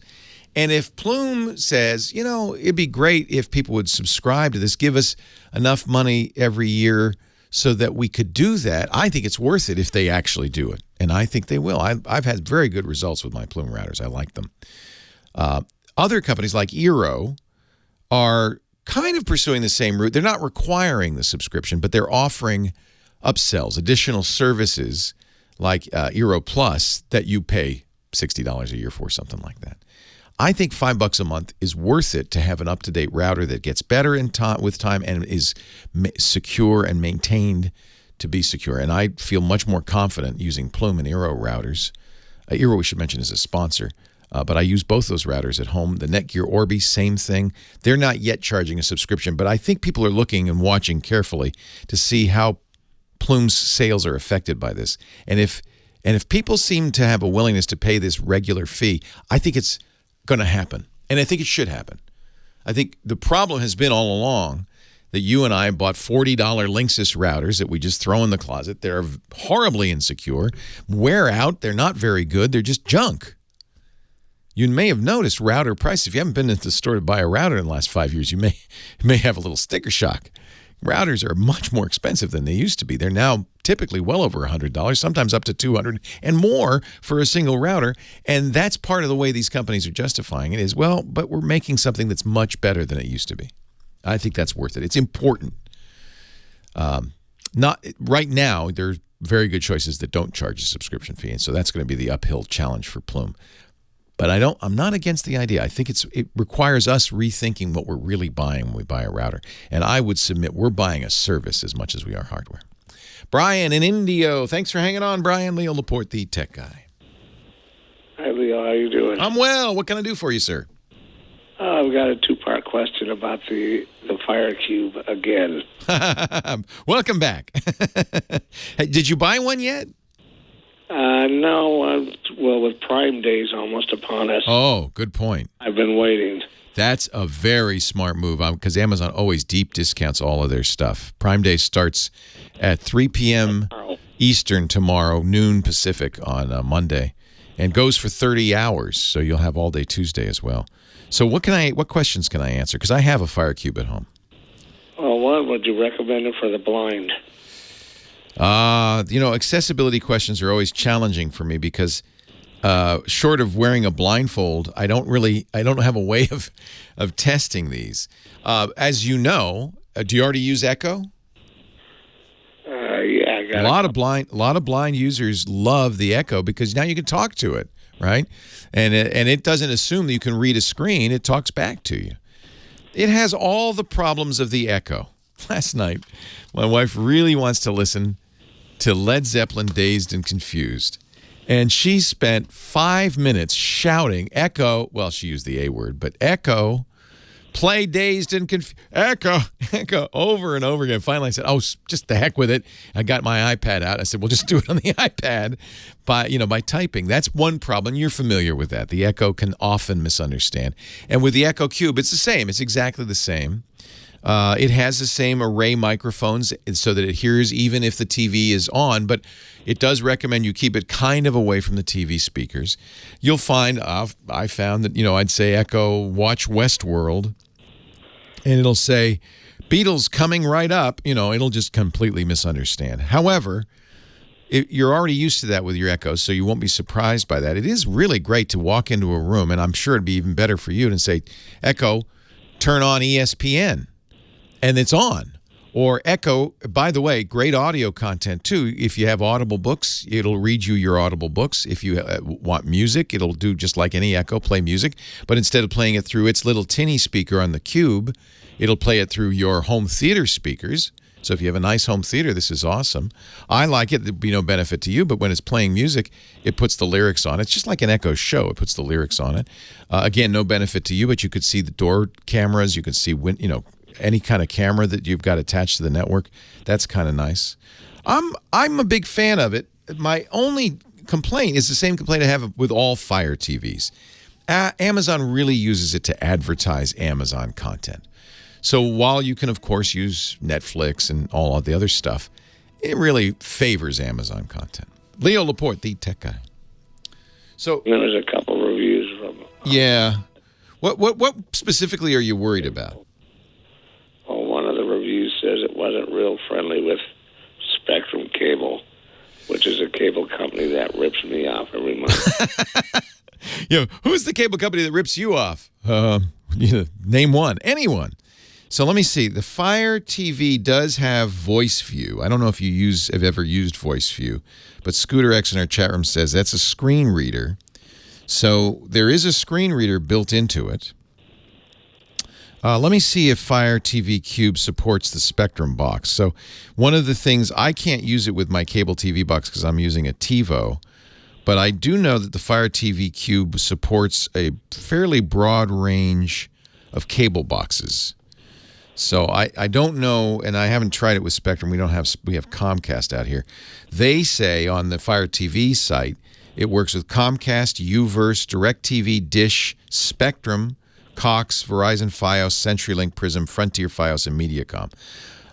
So in theory, it can control your cable box from Spectrum. Now that's how you say, by the way, Echo Watch ESPN. It would then turn on your TV, turn on your AV receiver if you have one, turn on your cable box, and go to that channel because it knows the channel. That's awesome. And would be a boon for you, right? You don't have to do anything with a remote. My experience with the Cube was, though, that you end up using the remote. Now, if you've ever used a Fire TV remote, it's exactly the same remote. It's a very simple, stripped-down remote. And unfortunately, you might end up using that Voice View because, for instance, when you say Echo Play Westworld, it then puts up on the screen visually the Westworld movie and the Westworld TV show, and then you need to say either play number 1, play number 2, or use the remote to pick 1 or 2. And so I don't know how that would work for you because there's no audio feedback at that point. At that point, it's just saying, okay, which do you want to watch? And then you have to see the TV. So that's a drawback. So I have mixed feelings. It is more expensive than most Fire TVs, but it is an Echo. The other thing that you could look at is a Harmony hub, which will control everything in your home theater by infrared, and also will tie to the Echo. And it really has the same kind of functionality as the Echo. So that's another option, the Harmony hub with Echo. Okay, that sounds like the way to go. Yeah, both. If you buy it from Amazon, I don't know exactly, but somebody in the chat room saying you have a 30-day return policy. You certainly have, a decent return policy. I think they're very good on those Amazon devices. So I'm still trying to return my Fire because it's never worked since I got it. Well, it's a Fire. It's basically a Fire with Echo. So if you don't like your Fire TV, I don't know if the Cube will be much better. Well, no, the Fire TV, I've never even got it to work because the remote never worked. Oh, that's right. I remember you telling me that. Yeah. Well, yeah, I would return that too. I like the Cube. I noticed, it's sitting in my office with everything else. When I went into the office to watch the World Cup today, I did not fire it up. I did it all with the remotes. Maybe that's just force of habit. I find it very annoying to have Echo misunderstand me. It ends up putting my blood pressure through the roof. So sometimes I just go, I'm just going to use the remote because I don't want to take the chance that Echo's going to say, what? How do you think I dial your phone numbers audibly through my Echo? Isn't that cool? See, that's awesome. So they're telling me that I can use my Echo with my TiVo. So maybe that's the key on this, is to tie my TiVo to my Echo, and then I could use the Echo Cube with the TiVo. I will try that. I have a TiVo Bolt, so okay, I will try that when I get home. Hey, thanks for the call, Brian. I appreciate it. It's good to talk to you again. Okay, tell your communications officer I said thanks for passing me through. I will. Commander Uhura says you're welcome. Have a good one, Brian. Well, hey, how you doing, Leo Laporte, the tech guy. I'm soon to be the tech bot. 8888 Ask Leo. That's the phone number. 888-827-5536. Toll free from anywhere in the U.S. or Canada. Give us a call. Outside the area, you can still use Skype. Our website, where everything goes, all the links, techguylabs.com, techguylabs.com. I say I'm soon to be a bot. That's not totally facetious. You've already seen in Hollywood, you've seen motion capture units be able to do, a halfway decent job of capturing a performance by an actor. Benjamin Button, a lot of that was digitally generated. Then, of course, there's the nightmare that was the Polar Express. Did you ever see that movie with Tom Hanks as a virtual character, an animated character? That was what we call the uncanny valley. See, it turns out the human system is very adept at detecting fakes, but only with certain things. That's why Pixar's always avoided human characters in its movies, but it loves toys and animals and things, because we are not so adept at detecting phony-looking toys and animals. It doesn't bother us. But if a human looks off, and I believe myself, I think it's actually a defense mechanism that's built into animals in general, but humans specifically, that if there's something off about that guy, get away. That's creepy. Stay away, because he's sick. It might be communicable, right? That's a survival instinct. And we don't distinguish between somebody in person and somebody on the screen. Our monkey minds have the same kind of reaction. That thing, I don't know what that is. It looks like Tom Hanks, but it looks bad. Get away. Get away. He's infected. He's a zombie. Your brain just says, get away from it. However, we're getting better and better at it, and particularly in audio. It's a little easier in audio. There's a news reporter back east who had a terrible thing happen. It's a very rare disease, but I guess when he tries to speak, his tongue protrudes and he can't talk, and it almost cost him his career. But they were able to generate a voice from his voice. So any of us who've worked in radio have thousands of hours of recordings of our voice, right? I've been doing this so long. Just the Tech Guy show alone has 1,506 episodes. That's more than 3,000 hours of my voice recorded, that you could make a pretty good simulation of my voice, and you could say anything you wanted with it. And I wouldn't be surprised in the next decade or so if the Tech Guy suddenly, you might say, boy, he sounds more alert than he usually does, or he seems more on top of it, or he seems smarter. If you think that at some point in the next 10 years, it's probably because I've been replaced by a bot. I just want to say, I'm sure that the beautiful people at the premier networks are already working on it.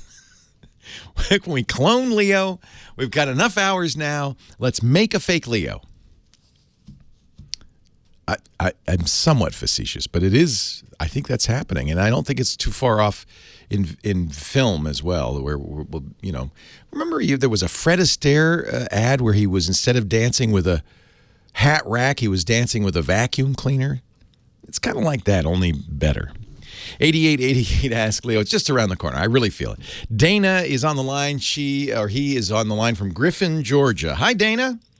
Hey, Leo, I wanted to tell you something that I discovered this week, and I can't find it on the Verizon website. They are getting rid of the 3G. If you try to activate a 3G phone, it won't work. Yeah, that's right. Because I ran into that. I'm a blind person. I use an iPhone. I mean, I got 2 different lines, and my wife's got a line, but I like to use a flip phone. Well, I had an LG Terra, and when I had them change the lines from one to the other, they couldn't activate it again. And I went, what? They said, nope, it will not work. So I bought the LG Exalt, and I love that little phone. I can text on it and everything. I can't stand the voice that it has in it, but it works with email and everything. So what's happening is Verizon is going to turn off those towers, the 3G towers, but not till the end of next year, December 31st, 2019. Right. But you can't put another phone on there. Right. For obvious reasons, they don't want you to set up a new phone with 3G now because it'll only last for 6 more months. So they've stopped activations. They stopped that at the end of the last month. And that's also a change for Verizon because for years, Verizon and Sprint were what we call CDMA carriers. They didn't use GSM, which most of the rest of the world uses. They use CDMA. But all of that is going away, being replaced by something you hear a lot about these days, LTE. And so everybody is going to move to LTE. If you were to buy a new phone today, I would strongly recommend you get one that supports LTE because that's going to last for a while. You know, the next generation is coming. The generation after LTE is 5G. You were talking about 3G. LTE is sometimes considered or referred to as 4G, 4th generation. The 5th generation may be a few years off, but they're already preparing for it. It's going to be much faster, solve a lot of problems. What really is happening is we're moving to data networks. CDMA and GSM were voice networks. And it sounds better too when you go to these other networks. That's right. The quality of the call is infinitely better. And so yeah, they have because they're using data, they can use more bandwidth for the voice. They have all sorts of additional features. They can control things better as well. There are a lot of benefits to the carrier to going to 5G. So, yeah, AT&T is still doing 3G, but it's only going to be a matter of time. T-Mobile is still doing 3G. They may end up keeping it a little longer so that they can be an alternative to people who are leaving Verizon and AT&T. You notice I didn't mention Sprint. I think Sprint and T-Mobile will be merging, and so that's where CDMA will go away completely. At that point, because Sprint is the last. I got another quick question before you take off here. Certainly. On that voice readout on the Exalt, do I complain to Verizon about it, or do I complain to LG? I'd start with Verizon. They sold you the phone. They're responsible for supporting it. Okay, because I know the disability number. I'll call them. Yeah, that's the best. Yeah, if they have a disability number, that's absolutely the first place to go. And what they may say is you can make the voice sound better by downloading an additional file, and they may have a way for you to do that. Okay. All right. Well, I want to warn people about that because if they ever turn like a 4S or something like that, if they ever turn it off, you ain't going to get it back on. No, that's exactly right. That's exactly right. And by the end of next year, even if you don't turn it off, if they don't turn it off, it won't work. But remember that happened with analog cell phones. You remember probably, I do. The original cell phones were analog, and they eventually phased those analog networks out for digital networks. I remember pretty clearly, in fact, the last days of analog phones. If you get it's a shame because these phones don't wear out. They really don't. They could go for years. But unfortunately, the technologies do. And they wear out faster than the hardware does. Leo Laporte, the tech guy, 8888 Ask Leo. Let's talk high tech. More of your calls coming up right after this. Yeah, that thing they're calling 5G is not 5G. Phone companies are notorious for playing fast and loose with these terms. And frankly, they intentionally define these terms so loosely so the phone company can say, oh, we got 5G, we're rolling out 5G. There will be no real 5G for years. It'll be enhanced 4G or something. I don't know what they call it. You ain't seen nothing yet. Leo Laporte, the tech guy, just beginning. Just getting started, getting underway here. Year 14 of the Tech Guy program. 8888 Ask Leo, the chat room, talking a little bit about this 5th generation network. You notice when we talk about these technologies that the cellular companies use for data, that the names are kind of vague. 3rd generation 3G, 4th generation 4G, 5th generation 5G. That doesn't tell you anything. LTE, you know what that stands for? Long-term evolution. It's not a technical term. It's just a label.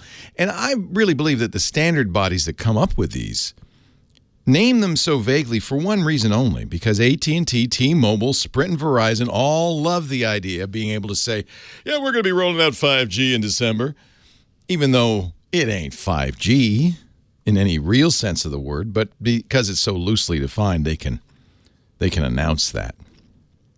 5G is a marketing term. Let's be very clear. It's not a technical term. But when I'm talking about 5G, I'm talking about the new technologies that will operate at high frequencies with bandwidth of, get ready for this, 20 gigabits per second. That's what we're talking about. And real 5G, not somewhat faster 4G, is a long way off because, for one thing, 5G at these very high frequencies doesn't travel very far. That's intentional. They say that, oh, no, we meant to do that. That means they have to put in more cell towers, which means they have to put in more fiber optic lines to these cell towers because they have so much bandwidth demand. You don't get 20 gigabits over copper. You got to put fiber out there. So now how long is it going to take? We've got to put in 2 to 3 times more cell towers than are already there, and they all have to be wired up with fiber optic cable. Now how long is it going to take? It's not going to be this year. It's not going to be next year. It's probably quite a way off, if ever. If ever. LTE took forever to get here, but a number of companies were quick to announce, we have 4th generation networks. Remember, Sprint announced a 4G network based on a technology, not LTE, called WiMAX. That was such a nightmare. It actually put Sprint years behind and ultimately cost the company everything they had to sell. That's what we're talking about. This stuff is difficult, it's expensive, and it ain't going to happen anytime soon. However, I'm hopeful because 5G is fast, and if we somehow convince these companies to spread 5G everywhere, and I think that they will. It'll cost us, but I think that they will. This will be a real solution for a lot of us who don't have access to high-speed internet because we live out of town or maybe don't have more than one choice or 2 choices of internet service providers. It could be a big boon. It could, and I think this is the real reason that the cell phone companies are doing this. They want to eclipse your cable company and your phone company as data providers. They want to become the way you get the internet. And to do that, they need to put in these new networks. 8888 Ask Leo, the phone number. We go to line 3. That's Art in Morovia, California. Hi, Art. Hi, Leo. How are you today? I am great. How are you? I'm doing great, Leo. I have a predicament here. I bought a Fire TV, and you were talking earlier about security. Do you think I should hardwire? Is there a way I could hardwire it with? No, they're designed. Well, actually, in some cases you can. Depends on which Fire TV you have. For instance, the Fire TV Cube does come with a dongle that has an Ethernet jack that will allow you to hardwire it. And in fact, that's how I use my Fire TV Cube. But most of those Fire TV sticks, there's no way you can make them hardwired. So it just depends which Fire TV you have. I got the little square box. Now, they sell an adapter on Amazon for an Ethernet adapter. Yeah. So I'm looking at one Fire TV. This is a fairly old one, but it has an Ethernet jack in it. Some of the more new ones, like the box you have a little micro USB port that you can then put an adapter on, and that will hardwire it. Yeah. Now, is that more secure, Leo, than using Wi-Fi if I want to? Oh, no. No. If you are using encryption on your Wi-Fi, do you have a password on your Wi-Fi access point?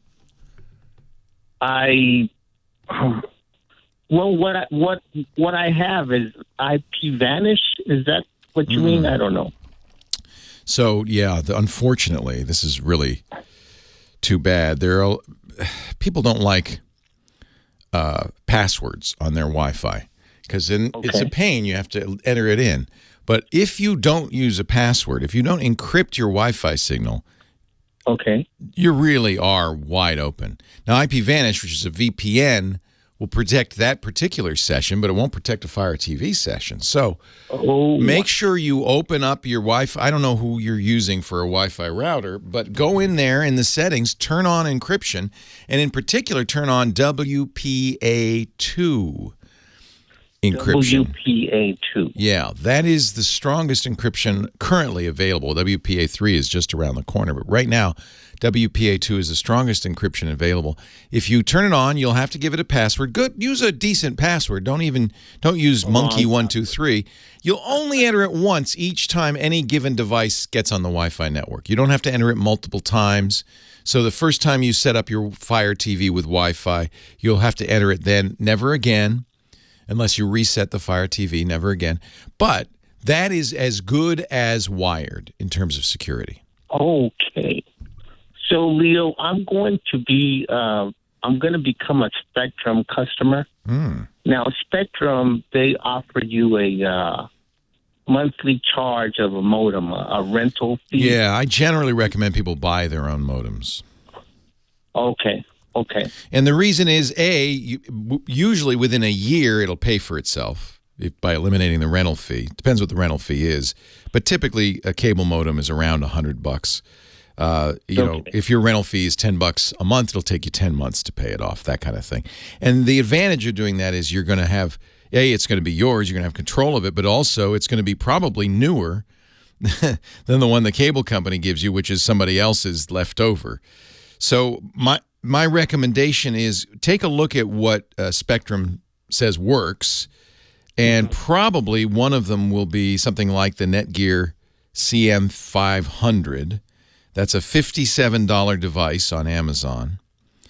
And it's DOCSIS 3, which is the latest standard. You want DOCSIS 3.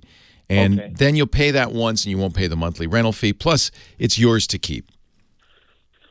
Oh, thank God. You've taken a lot of worry out of my... Oh, I'm so glad to hear it. I'm glad you're using a VPN. You don't need one at home if you're using WPA2 encryption. But certainly when you're out on somebody else's Wi-Fi, you should. WPA3 is coming. That's another argument for paying a subscription fee to a router company. Many of them are going to upgrade to WPA3 sooner than later because of that. There's another good reason. Leo Laporte, the tech guy. Yeah, unfortunately, MAC address filtering doesn't do anything because most hacking software can spoof any MAC address. And when you're on your Wi-Fi network, guess what's in that packet? Your MAC address. It has to be, right? Because the cable mode or the Wi-Fi access point or the router has to check it. So the bad guy just captures a packet as you're talking to your router, makes a note of your MAC address, and then changes his MAC address to match it. And your router goes, oh, yeah, come on in.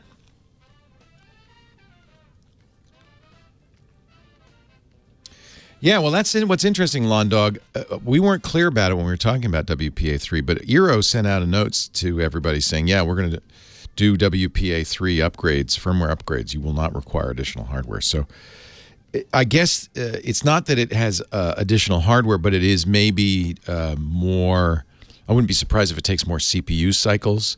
So if you have a modern router with a decent chip in it, probably you're okay. Can't wait to get rid of my Tesla. Elon Musk has gone off the deep end. Holy cow.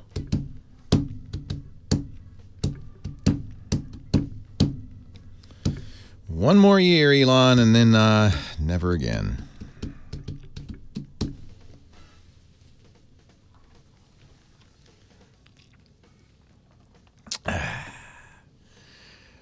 Well, the Tesla's kind of crappy, but I can live with that. But Elon is now going off on the guy who rescued the kids in the Thai cave, calling him a pedophile because they wouldn't use his submarine. Oh, Lord.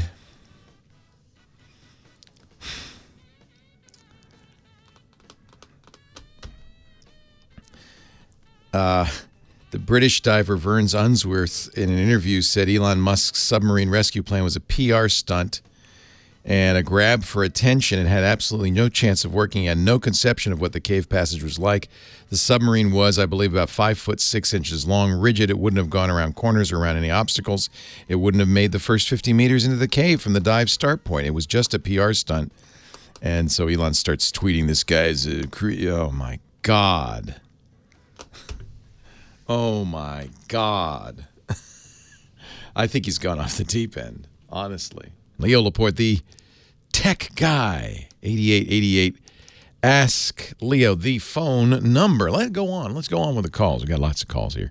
Line 4, Scott, Rigby Island, Washington. Hello, Scott.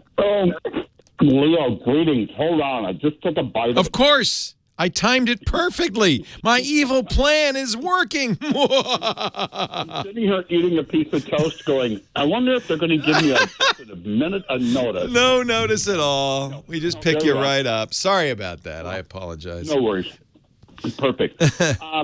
Help me, Leo. Help me, Leo. I have this song going through my head. I have a Moto G5 phone, and a lot of apps on there, of course, but I don't let most of them notify me of anything. There's somewhere while traveling a couple of months ago, I did a hard reset on the phone, reinstalled apps. I've got an app that keeps giving me an audible message, and it's a baby sneeze. It's one of the notification sounds that I use. I can't remember to what I assigned it, but you keep hearing "kill." Yes. 3 o'clock in the morning, I get 3 sneezes of something happening, and it's like, oh my God, and it's driving me crazy. What have I not looked at, or what are an alternative? What kind of phone is it? Moto G5. So it's Android. Yep. So, the iPhone has all the notifications in a single spot, which is, a little, I guess in some ways easier, some ways harder.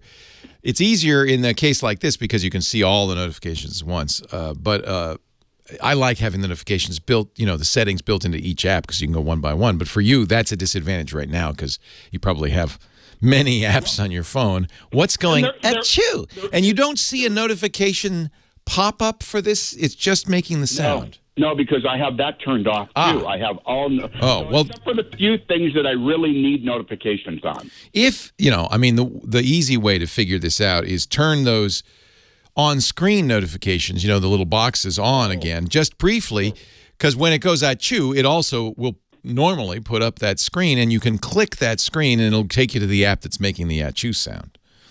I knew that you would give me a solution that I'd not thought of. Yeah. So just for the time being, and then you can turn them back off again. Of course. Yeah. Of course. Yeah.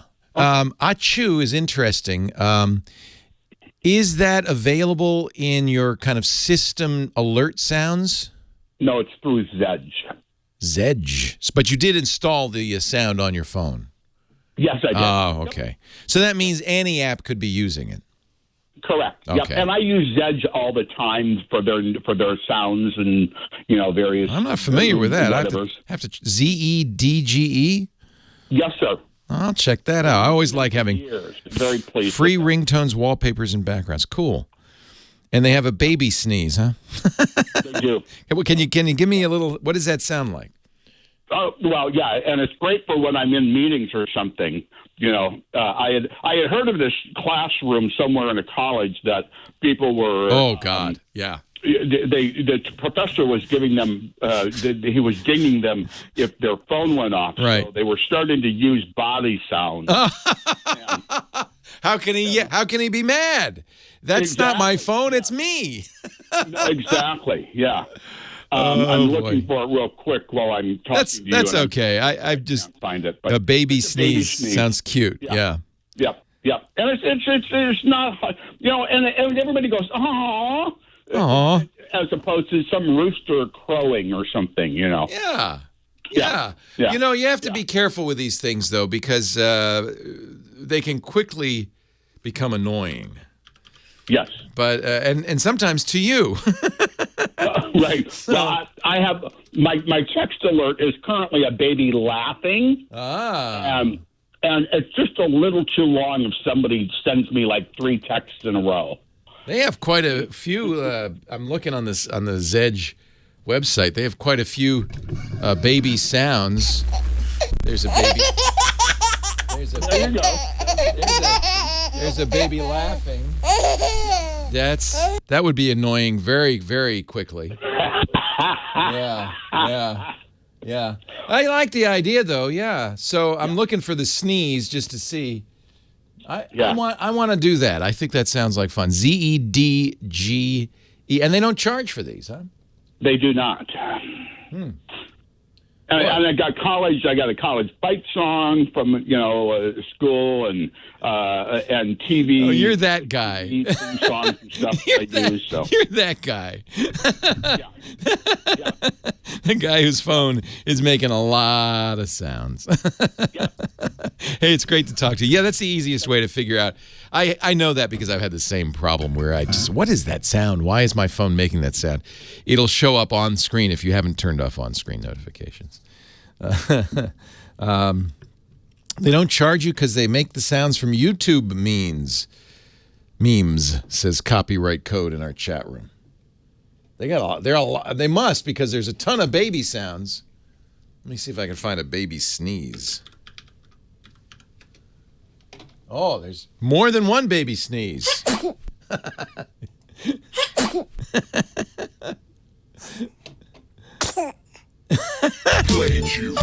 Oh, and there's also some with music. I could get in trouble right there.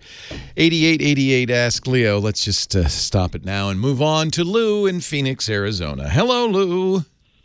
Hello, Leo. How are you, Lou? All right. You and Chris Marquardt were talking about converging verticals and correcting the problem. Tilt shift. Tilt shift. Yeah. Tilt shift. Yep. Yeah. That was last week. Do we need to refresh that idea for the listeners, or? Sure, I'm glad to. So, if you Google tilt shift, you'll see a lot of images, and most often, the images people label tilt shift actually aren't for correction of architectural, tilting in. Most often they use it to simulate toys. So if you took an aerial picture or a picture from a tall building down at traffic, and you used tilt shift either in a lens or in software, it would make it look like toy cars on the street. It's a really neat effect. And a simple Google of tilt shift will give you some examples of that. But it's really originally designed, and it really came from not kind of the cameras we use today, but the old view cameras. It was originally designed, I don't know if you've ever had this experience, but if you're standing on a street, let's say you're in New York City, you're taking a picture of the Empire State Building, you tilt the camera up, you take the picture will look like the building is about to fall on you. And it looks like it's leaning backwards. Yeah, exactly. The vertical lines converge. Right. So tilt shifts allow you to straighten those out. And you can do it in software, you can do it in physical lensing. You don't need software, you don't need an expensive lens. You can do it with any camera, and I have an example of it. Oh, good. If you go to ArizonaLou.com and you scroll down past my appearance tonight in Kansas City and in Albuquerque next Sunday. Oh, get that plug in there, Lou. We've talked before. I'm glad to help you. That's great. ArizonaLou.com. All right. Well, I'm returning the favor here because the marquee you see there, you'll notice it was taken from below to make it look bigger. And I corrected the verticals. How did you do? Oh, yeah. How did you do that? I did it by, first of all, you put the camera at the low angle. Yeah. And then you keep the film plane or the sensor vertical. Yeah. You don't slant the camera up. You keep it vertical. So the only usable part of the picture is the top part, because the rest of it was all parking lot and stuff. Yeah. No, I like what you did here. And then you crop out the rest of the stuff. And it all works. All right. Good trick. ArizonaLou.com. Leo Laporte, the tech guy.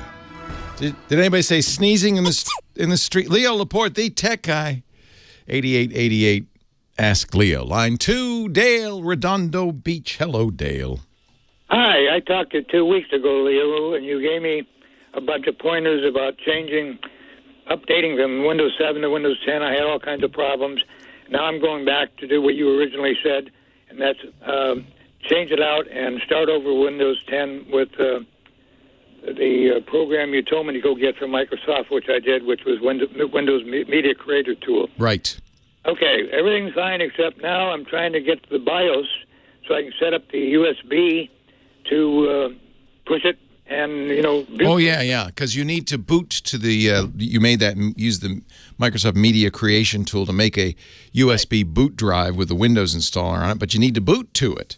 Right. Now, I've tried F2, I've tried... It's different with every computer. Who makes your computer? It's a Gigabyte motherboard. Gigabyte motherboard. Okay, so yeah, in fact, it's different with every motherboard. That's the actual correct. Right. I got both F2, delete, and escape from them, and I haven't tried the delete yet, but I tried all the other ones, and it doesn't do anything until it goes right by. So according to the Gigabyte FAQ, how to set up boot order in BIOS. Oh, but that's once you're in BIOS.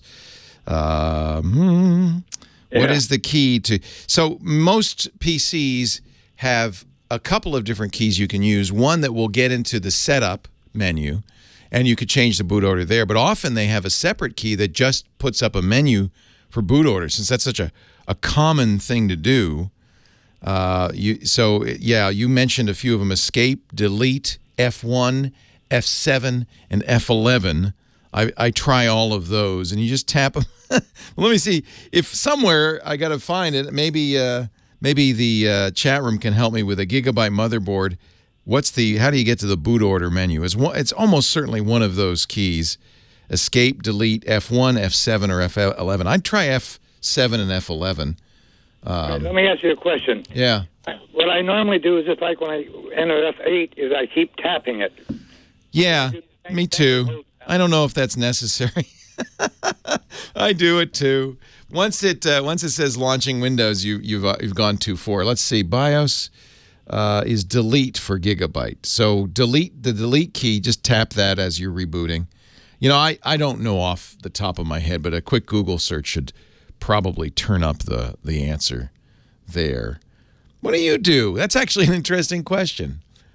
For a while you could change the pull up the Windows Safe boot menu by pressing the F8 key, and then I think around about Windows 7 time, Microsoft changed it to the Shift key, and the advice was to hold the Shift key to go to the safe mode. But I agree with you. When I'm trying to get into the BIOS setup, they don't call it BIOS anymore, but that's what us old timers call it, the setup menu. I typically will tap the key rapidly until it doesn't work, and then I'll Control Alt Delete and try again. Chat room is saying F12. Now the problem with using the function keys is most keyboards, most PCs, the function keys are mapped to both function key and kind of a hardware control. So it might be function F12, or it might just be F12.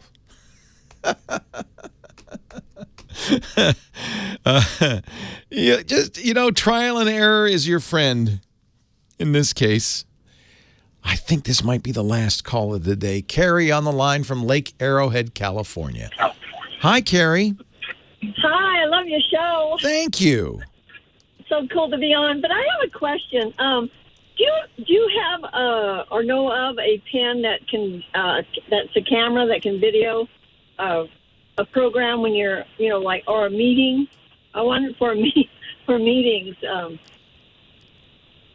It's like an ink pen. You can stick it on your pocket. Ah, you want to secretly record that exit interview with that jerk of a boss. Is that what you want to do? Exactly.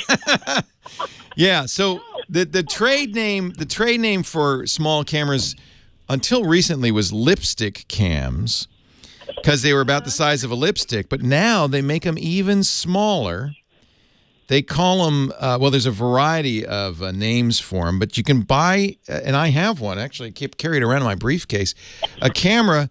It's not super small, but it's fairly unobtrusive. Sometimes they call them nano cameras. They're what are they? How can I describe it? They're the size of a cigarette butt.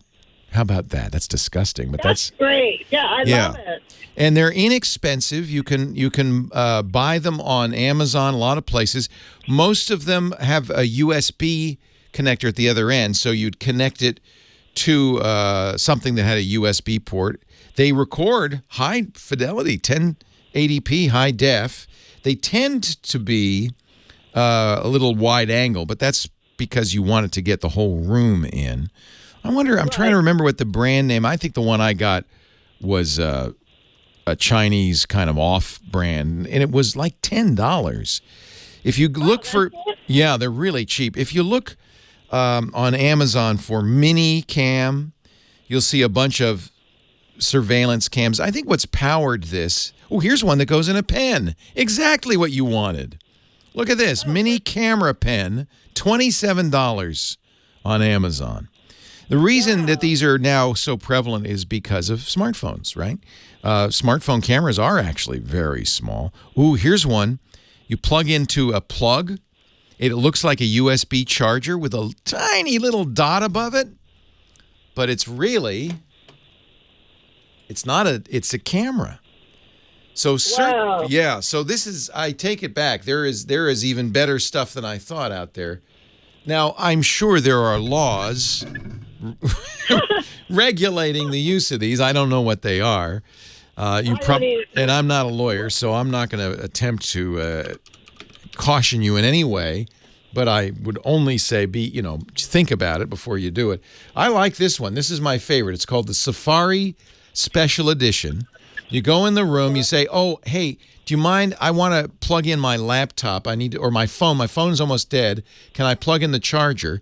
It looks like a USB phone charger. You could even have a USB cable in it and plugged into your phone. But right above it is the tiniest camera I've ever seen. $37. It's called the Safari Special Edition USB wall charger. Hidden camera. There's also some pen cameras. Everything's out there now, man. I love it. I love it. I love your show. Thank you. Thank you. Good luck with the awful boss. Yeah. I hope he says something criminal during your conversation that you can nail him with. He has already, and I never can. Oh, I was making that up. It's true, huh? Yeah. It's unfortunate. You know what? You know what's sad? It's unfortunately really common. And I'm sorry that you have to put up with that. And good luck in fighting it.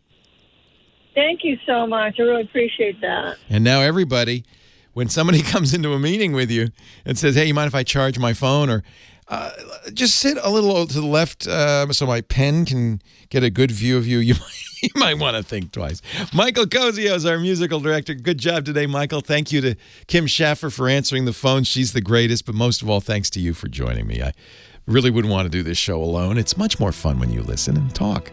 Thank you. We'll see you next time. Leo Laporte, the Tech Guy. Have a great Geek Week. Well, that's it for the Tech Guy Show for today. Thank you so much for being here. And don't forget, TWIT, T-W-I-T. It stands for This Week in Tech, and you'll find it at twit.tv, including the podcasts for this show. We talk about Windows on Windows Weekly, Macintosh on Mac Break Weekly, iPads, iPhones, Apple Watches on iOS Today, security on Security Now. I mean, I can go on and on and on. And, of course, the big show every Sunday afternoon, This Week in Tech. You'll find it all at twit.tv. And I'll be back next week with another great Tech Guys show. Thanks for joining me. We'll see you next time.